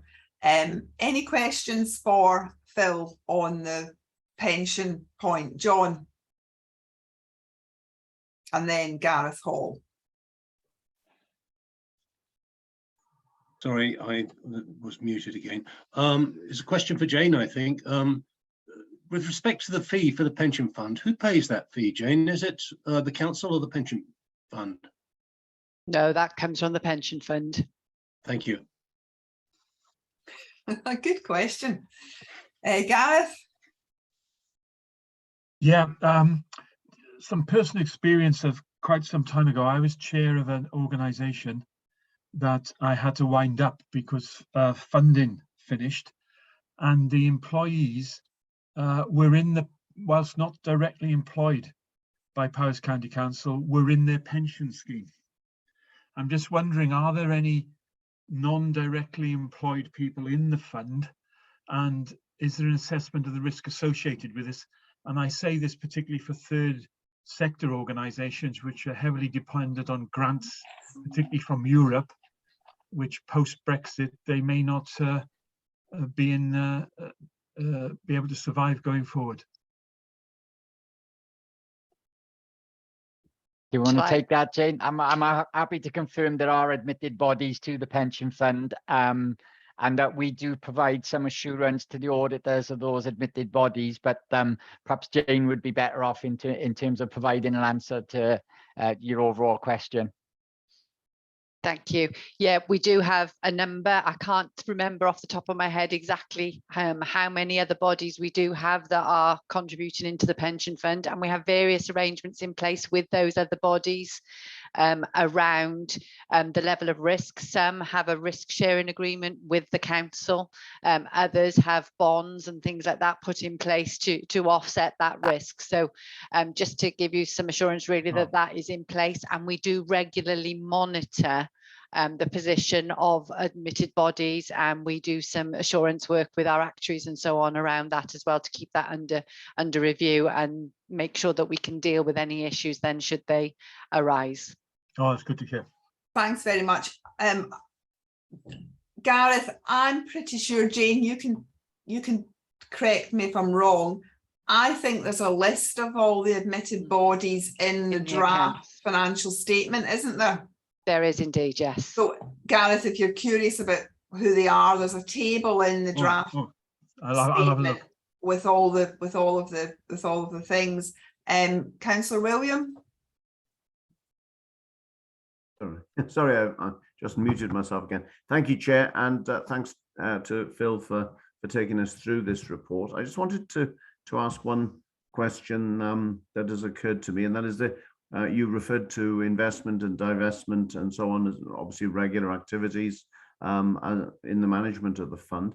To what extent is the current, and I think probably growing, debate around the nature of investments, ethical investments, and divestments, whether it's to do with issues around climate change or human rights abuses in countries associated with some of the investments linked to the funds? To what extent is that, from a purely financial point of view, that debate and potential action upon that debate a risk to the financial management of the fund, setting aside the pros and cons of the substance of it?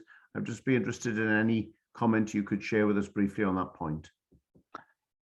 Yeah, okay, happy to take that question, but I'll probably defer again to Jane on that. In terms of the investments themselves, obviously it comes down to the pension fund to determine where they want to invest their money. And with that, then, you know, I think the pension fund itself does have an investment policy by which it will determine what type and nature investments they will make.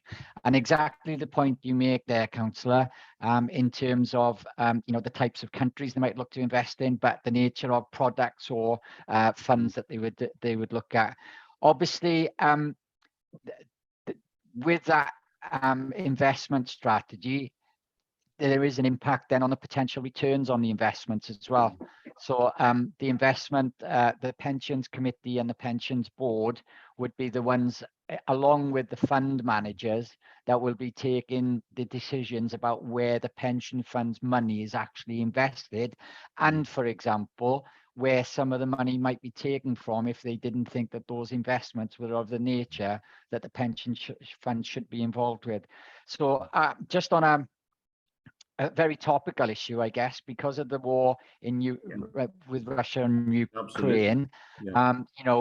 Pension funds across the UK, and obviously the government's view is that we should be that body should not be looking to invest in areas that are supporting Russia.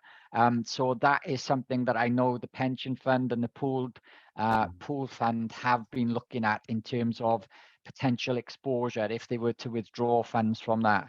I understand that there is some exposure from the pooled investment fund, but that the percentage overall is very minimal compared to the level of funds invested in that area. But Jane can probably tell you more about the decision about where the pension fund itself decides to invest and its policies, because there is some ethical policies around it. Thanks, Jane. Yeah, I mean, the pension fund has obviously an investment strategy that sets out exactly how we'll invest to achieve the returns that we need to make to cover our liabilities, which obviously is the main focus for us in terms of being able to do that. But we also have a responsible investment policy as well that is in place and approved, and that's both for ourselves as the Powys Pension Fund, but also through the WPP. Both organisations have those responsible investment policies now in place. And I suppose when we're looking at any investments, you consider both. So you look at the ESG implications of a company whilst looking obviously at the return in terms of those investments as well. And then there's a balance to be had in terms of the final decision on that. But clearly the policies set out exactly the intentions of both pension funds with that regard. Thanks. Thank you, Chair, and thanks both officers for explaining that. It was perhaps a somewhat off-piste question, but I think it is something that occurs and it comes up in email and social media and other sort of pressure points. It's useful just to have a flavour of that. Thank you. No, it's a good question, Councillor William. Thank you for the question, John. Thank you. I am unmuted at last. Over the last couple of years, the Pension Investment Consortium has used hedge funds and other financial instruments to defray risk, and they've done it fairly successfully. To what extent do you, Phil, look at the level of risk with these with this sort of activity? In terms of our audit of Powys's pension fund, not a great deal, to be honest, John, because the audit of the pooled investment vehicle, that comes under other colleagues who are doing the audit of the pooled fund. So we liaise with them in terms around assurance of the figures of there. Obviously, it comes down to, again, the decision makers about, and the fund managers about where they think the risks are that need to be offset with some of the hedge fund risks that they take. So ultimately, we don't audit a great deal of the decisions of it. We look at the results, and obviously, if there are any significant concerns that we might have about some of the nature transactions, we would probably raise those, but we don't do an awful lot of work around that. Right. Would you then, in the course of this work, then give a sort of positive assurance that, as far as you're concerned, you hadn't seen any undue risk? Obviously, in terms of our opinion of true affair of the pension fund, we don't necessarily give a positive opinion on there. We just give a view on the financial statements themselves. So there's nothing on there. Fund managers and etc. They have various control reports and that they need to do in terms of the nature of the investment and the way that they are regulated and that as well. But it isn't something that's contained as part of our opinion on the financial statements. Okay, understand. Thank you. Jane, you were going to come in on this one. Yeah, just to add, I think, John, in terms of risk and the pension fund with investments and all sorts of risks, obviously the pension fund has a risk register. I'm talking about the, well, both pension funds do, but from a Powys perspective, we clearly have a risk register. And our advisors advise the committee in terms of that ongoing risk and any changes in that level of risk and so on. So we would pick that up there. But we also have an independent pensions board, and very much part of their role is to monitor the risks around the pension fund, advise in terms of reviewing the arrangements in place and how that risk is being managed as well. So having that board gives us that added level of assurance as well. Thank you. Thank you. It's worth stressing that, I mean, the activity in that with the hedge funds recently has been very profitable well, very successful, I press better word. Yeah. Thank you. Thanks, John, for the question. And thanks, Jane. I think I am good now to move to agenda item 7 if there are no further questions. So I'll invite Jane to address her paper on the current cost of living and related inflation issues and the implications for the authority. Thank you, Chair, and committee will be aware that I did give a bit of a verbal update on this at the last committee, but now you're receiving the paper that I've written around this, looking at the processes that we've employed within the council to monitor the current position in terms of the volatility around pricing, also supply demands and so on. And this report really sets out some of those processes that we've got in place and how we monitor that. And I think from a committee's perspective, this is to give you to put in place, show you what is in place, and then for you to assess from your own perspective whether you've got sufficient assurance from what you're seeing today as to whether those processes are adequate to actually mitigate some of the risks that we're seeing coming through. So we'll all be aware of where we are economically at the moment and the rising inflation rates that we've seen, and inevitably they're impacting on the council as much as they are for everybody else. So this really starts to pick up on some of the issues that we're seeing as a result of that in the background. Section 3 of the report then looks at some of the more specific indices around that. So you will see there in bullet points in 3.3, you know, there are certain aspects of that where we are seeing well in excess of inflation rates generally, increase rises, and you'll all be more than aware of these in terms of gas and electricity from your own household perspectives. You know, it's getting a lot of coverage through the media more nationally as well. So this really sets out what we understand in terms of the impact on us. We set up a cell quite early on which pulls together officers across the council to work collectively around this issue. That's both for sharing information at a national level from the procurement colleagues with the rest of our services, but also to have that internal debate then as well as how that's likely to impact. And I think sharing that across services makes sure everybody's on board and understands what they need to look at in terms of their own service as well. Clearly, in terms of providers coming forward to the council where they're seeing challenges financially, we've got a sound process in place that looks to consider any requests from them on an open book basis. And I think we did share this in a little at the committee before.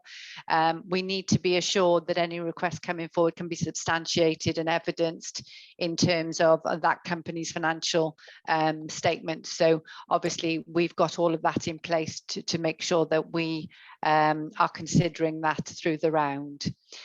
In terms of the current position, we weren't seeing an awful lot of impact coming through in the first quarter. We'll keep that under review.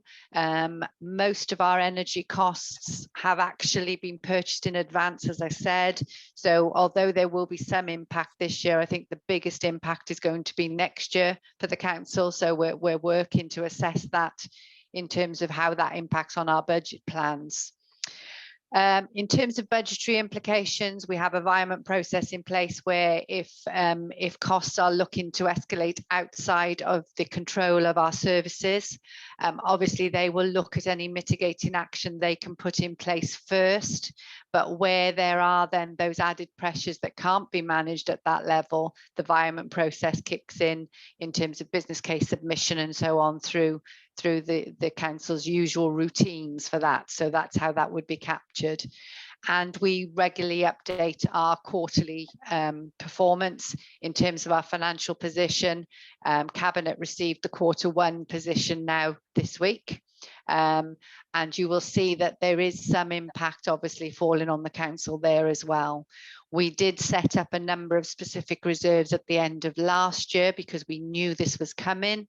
And you'll see in that Q1 report, which is being reviewed actually this afternoon by Finance Panel, that we are now drawing on some of those reserves, and the overall position for the council at the moment is projecting an overall deficit in addition to that use of reserves of around £1 million.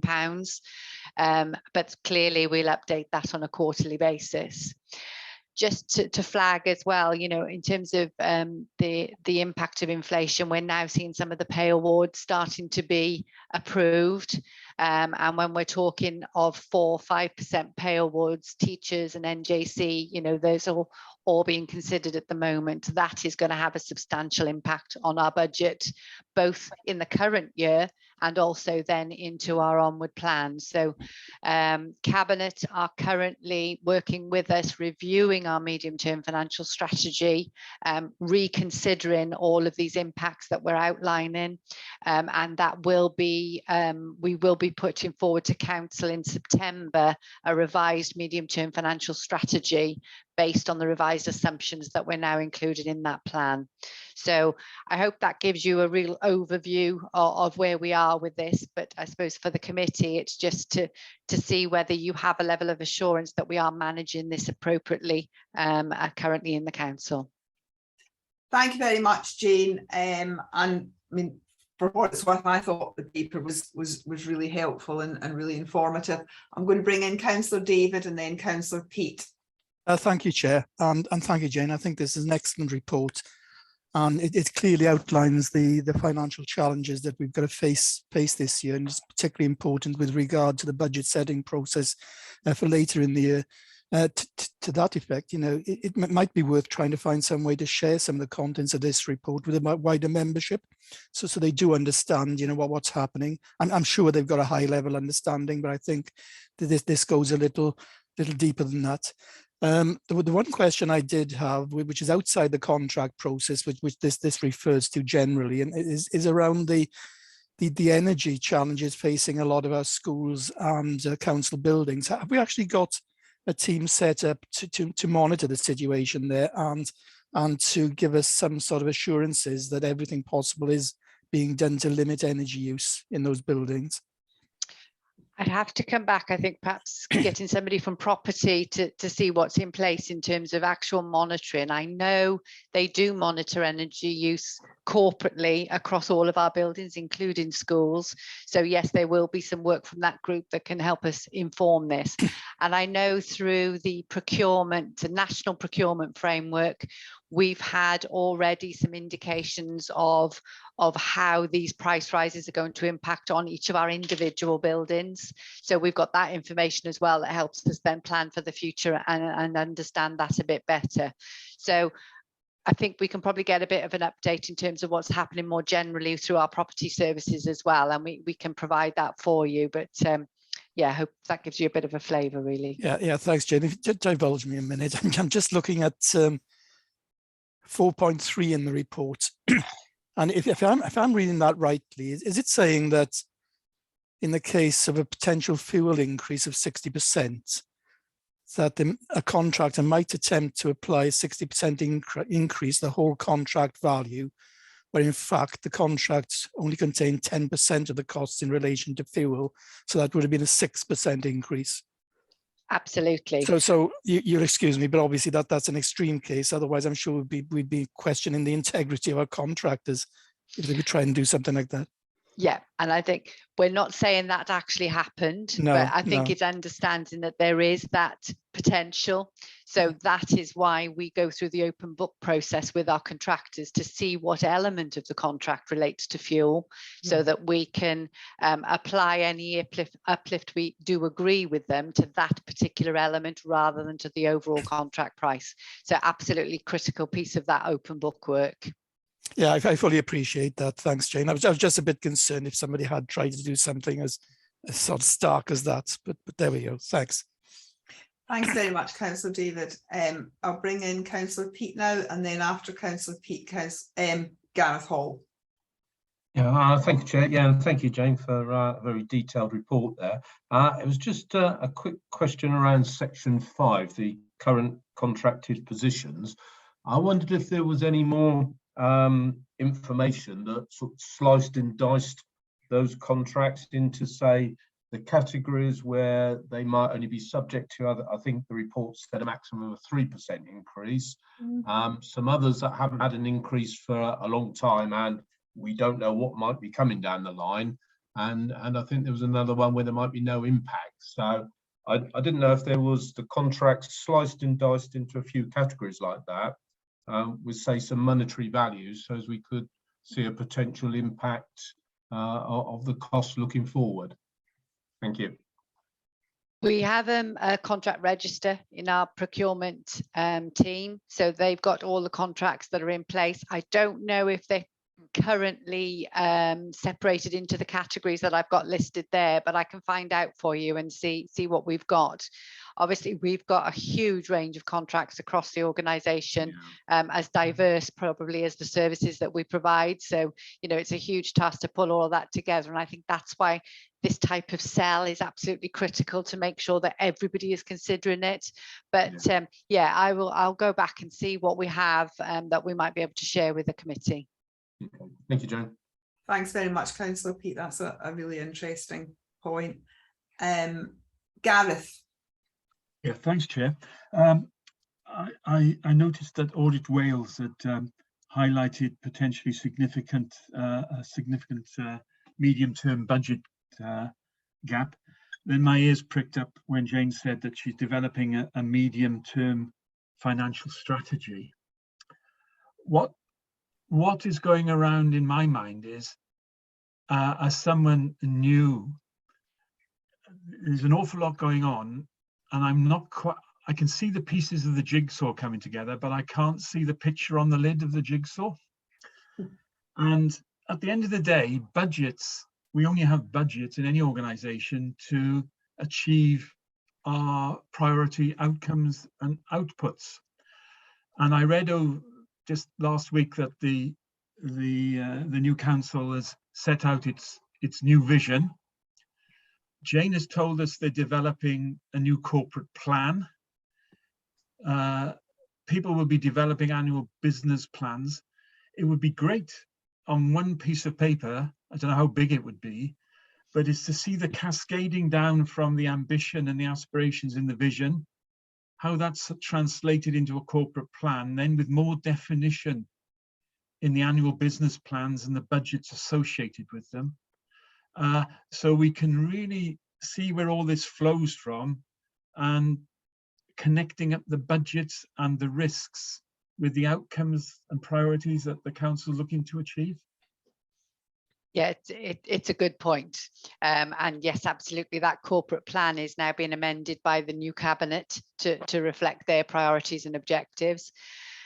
It's difficult to capture on one page. I'm sure you'll appreciate that. But yeah, what we do have in place is individual service integrated business plans. And this was something we introduced a couple of years ago to capture everything that you've just sort of outlined there and the impact that it has on that service. So there are detailed integrated business plans that look at the vision. It looks at what that service needs to do in terms of contributing to those priorities. It looks at their business as usual and everything that they need to do as a service more generally. That then dictates into the financial plans for the service. And then that impacts on their risks, it impacts on their workforce, and impacts on any regulator considerations that they need to factor in as well. So the service do that in detail. Those plans then come together and are brought together in various other aspects of our corporate plans. So all of that information feeds through into our budget development process. It feeds into the risk register. So everything is very much considered in the round to make sure that all of those plans are considered collectively and that we have the finances then in place to deliver on the priorities and the objectives of that plan going forward. So I wouldn't even attempt to put it on one sheet of paper. I can probably draft a diagram that shows how it all fits together. But just to give you that shot, I think we developed that a couple of years ago to really make sure that we were bringing things together like that. And I think it's a much improved process that we've now got in place to fully understand that whole picture. Yeah, thanks, Jane. Chair, I know that you're looking for the heads of service to come to the meetings of the committee on a regular basis to go around all the departments. May I suggest that when they come to present to us that they give us that picture? Yeah, it would be a good starting point so that we've got that sort of holistic context. Exactly. And then we can start fitting it together over time then. Yeah, thanks, Gareth. That's very helpful. Thank you. Thanks. Could I just add there, Chair, because I know we do a number of sessions through the autumn with full council on budget development as well. And I know in the past, although that's for the council members, John as a lay member has attended some of those sessions. So it may be useful for both of you to attend those as well, because it will give you that wider context then, won't it, in terms of the overall council position. That would be splendid. That would be really good. Thank you. Thanks. So colleagues, we have got three more agenda items plus our committee reflection. I'll bring you in, Phil, and we've got 20 minutes. So just I am going to have to be a bit pacey to get us through the rest of the agenda in 20 minutes. But I'll bring Phil in and then I'm going to invite Jane to just give us an update on where we are with the self-assessment in the absence of a report. But Jane, if you would be able to keep that quite brief, because I do want the committee to consider nominations to our working groups, look at the work programme and then have a wee bit of time for reflection. Thank you. Phil. Yeah, thanks, Chair. I was just going to a comment really in relation to Gareth and Gareth's point and last point. In terms of the medium-term financial strategy, we have been undertaking work around financial resilience over the last couple of years at all local authorities. So there's a couple of reports that Jane will probably be able to forward on to you. And that has highlighted some proposals for improvement in the past, which the council have taken on board, and some of those have been incorporated into the integrated business plans. I guess the MTFS is the one where it's difficult when budgets are only known with any certainty currently, with 1 year ahead, or possibly Welsh Government's announcement last year that there was an indication for the second year ahead.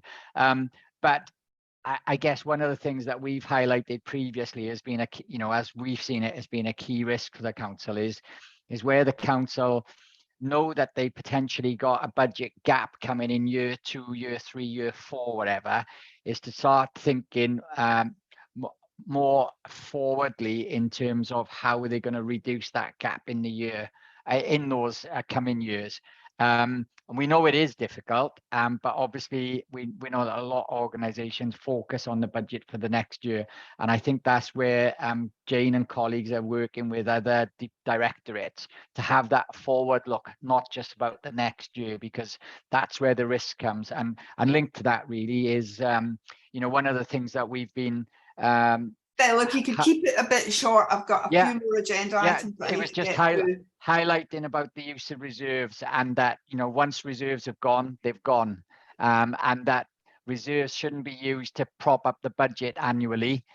It's about looking to use those reserves effectively so that they can continue to be, when you've used them, you are investing in services to reduce costs or improve services overall.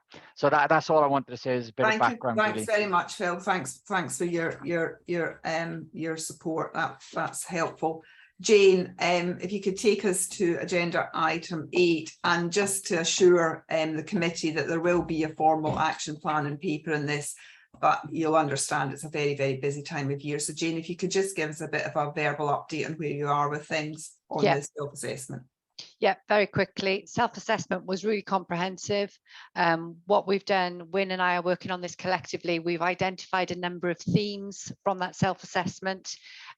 One was about effective meetings, one was about capital. It's quite diverse. One was about member development. So we've identified a number of key themes through that report. We've identified the issues in an action plan. We've then started to report on what action we've already taken to date, and then what actions we need to take forward to resolve those issues, or to improve the situation in terms of the committee's development as well. So very much going to be a comprehensive action plan that you'll receive at a future meeting, and apologies, Chair, that we haven't been able to bring it today, but we'll look to bring that in September.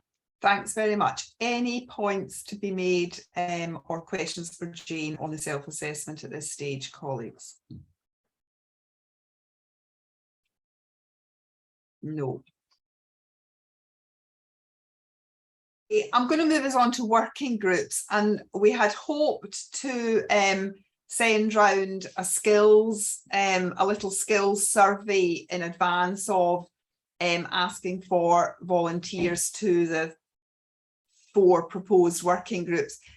Again, we haven't been able to do that, but we will do it. I think a skills review of our collective skills and interests will be really, really helpful going forward. But in the meantime, I would like to ask colleagues to express their interest in which of the working groups they would like to. Hi, Ange. Hi, Councillor Ange. Which ones that they would like to contribute to. And I'm just picking up on an earlier comment that Councillor Graham already indicated an interest in the highways one, and I'll just put it out there that I'm obviously hopeful that Gareth Hall will volunteer for the highways one, but I did see a hand up somewhere. Councillor Graham, did you have a hand up? Yes. Yes, Graham. I was just going to say, Chair, exactly what you said. I would be very interested in sitting on that panel. Thanks very much. And just before I open the floor for volunteers, and we had agreed at our very first meeting on the 13th that it would probably be around 3 to 5 people in each of the working groups, and a minimum of 1 lay member and 1 elected member in each group, so that we've got a good mix. So I'll open the floor to expressions of interest, volunteers. John? Oh, John, are you on mute? Nice. Can you hear me now? Yeah, we can. Yeah, that's good.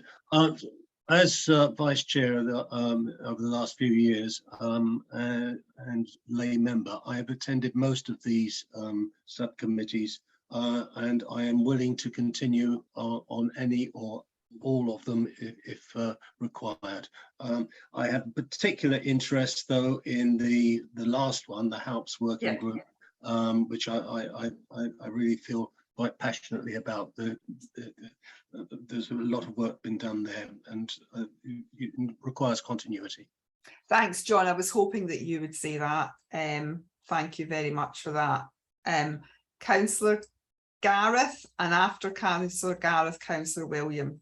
Thank you very much. Yes, I've got interest in the highways one and also the HALPS one, but I'm pretty relaxed. If Chair, you feel that you would refer me on anything else, I am happy to move. So it is one of those, I'm happy to go on any four, but please, you know, just put my marker down that I wouldn't mind going on either of those if they're available. But I do appreciate some of these will be, people will be, you know, five spaces, people will want more than that. So thanks very much, Gareth. Councillor Gareth, much appreciated. Councillor William. Thank you, Chair. Just to say something very similar to what Councillor Gareth has said, really, I would like to serve preferably on the highways, transport and recycling one, but potentially on the issues around HALPS and the way forward in that regard. But that would be my order of preference. And I think perhaps it would tie in with the areas where I've got some either knowledge or involvement that might be of some use. But that's just my pitch anyway. And apologies, I need to leave shortly for a National Park meeting that begins at 1 p.m. Thank you very much for all of your contributions today, Councillor William. And if you have any comments in the work programme, please feel free to email. Will do. Thank you. Thanks all. Councillor Pete. Thank you, Chair. I think Ange may have just been before me. Did she just pep you? Councillor Ange. Hi, yeah, sorry I'm late, everybody. Meetings have just gone mad this morning. HALPS would be one, if possible, that I would like to be on, if that was okay. Thank you. Thank you very much, Councillor Ange. Councillor Pete. Yeah, thank you, Chair. I would be, as a new councillor, to sort of help my learning and things like that, I would be more than happy to be involved in all of these, but more than happy with the resources for you to allocate that accordingly, Chair. But no, I would be interested and happy to do any of them. Thank you very much for being willing to be so flexible. Gareth Hall. Yeah. I'd as you asked, yeah, I'd certainly like to join the highways, and at your discretion then, I'll fill in the skills survey, and you can allocate what at your discretion then to get an even spread of the lay members across the different groups. Thanks very much, Gareth. I really appreciate that. John, you wanted to come in again, and then I'll go to yeah, very briefly. I was just going to point out to members that the HALPS group is not our committee. It is we are represented, two representatives on the ECRG committee. Yeah, sorry, John. I should have thought to mention that. So we'll work that through once we look at all of the volunteers. John, it may also. I'm just looking at the list, and maybe you've got quite a thing on the capital position as well. Maybe you would. I do, yeah. Yeah, thank you very much. Councillor Chris, and then I'm going to bring Councillor Ange again. Thank you, Chair. I'm obviously on a number of different committees, and it's the volume of these working groups coming up, and I've flagged that up in other meetings on there. I'd be interested in the internal audit report working group. For me, I'm only going to stick with one at the moment because I am committed in so many other committees, and I feel that I would just be diluting myself too much at this present moment in time. If that changes, I will happily look again. Councillor Chris, thank you very much, and I do appreciate the pressure that a lot of elected members are under. So thank you for expressing interest in internal audit, and I completely understand about the pressure you're under. Councillor Ange. Yeah, to be truthful, I'm quite happy to go on any of the groups. I've been on here for a little while before, and I've worked with quite a lot of the different departments. So just put me down where you need somebody to sit. Okay, no, that's not a problem at all. Thanks very much, Anne, Councillor Ange, for being willing to be so flexible. Thank you very, very much. So I think Jane and Wynne and I will have a look at the list as it emerges and come to some decisions and let everyone know, and we'll also get the little skills audit out in the next couple of weeks. Thank you all very much for your support and flexibility on everything we've just been talking about. Thank you. I'll move us therefore onto the work programme and invite any observations or comments on the work programme, and picking up what Gareth Hall was saying a few minutes ago. One of the things that I certainly would like us to do would be to have a programme of deep dives informed by risk and audit as we go along, and have the heads of service along to have those deep dives on a sort of rolling basis. I think that would be incredibly helpful to us. But I'll open the floor to any additional comments on the work programme as drafted. Though, as the other thing I'll just say is, I think the work programme will inevitably be quite a live document, because we'll come upon things that we want to add and reprioritise as we go along. John, you wanted to come in. Yes, I referred earlier to the offer from the CEO GCRE, yes, to make a presentation. I'd like to, that needs to get slotted in somewhere. Obviously, it'll be a convenient time for him. Yeah, but probably we want that relatively soon as well, don't we? I think we do. My session with Nigel indicated that there was quite a bit of activity going to happen over the course of the summer. So, right, okay, yeah, cheers. Thanks very much, John. Anything else on the work programme as it currently stands, colleagues? Okay. We are starting to lose people. I am going to hurry myself up here, and thank everyone for their attendance and their excellent contributions, and ask very quickly, in line with the good practice for committee reflections, and when helpfully shared a list of questions to prompt our thinking around, do we have sufficient information? Did the information help identify questions? Were presentations useful? But from my perspective as a newly appointed chair, do you feel you've got the opportunity to talk? Are the papers what you're looking for? Any feedback on the meeting dynamic and the materials that you're provided with? Chair, shall I stop the recording at this point so we do this in private? Is that yes, right? That's a good idea. So we'll close the formal meeting and thank everyone for their contributions.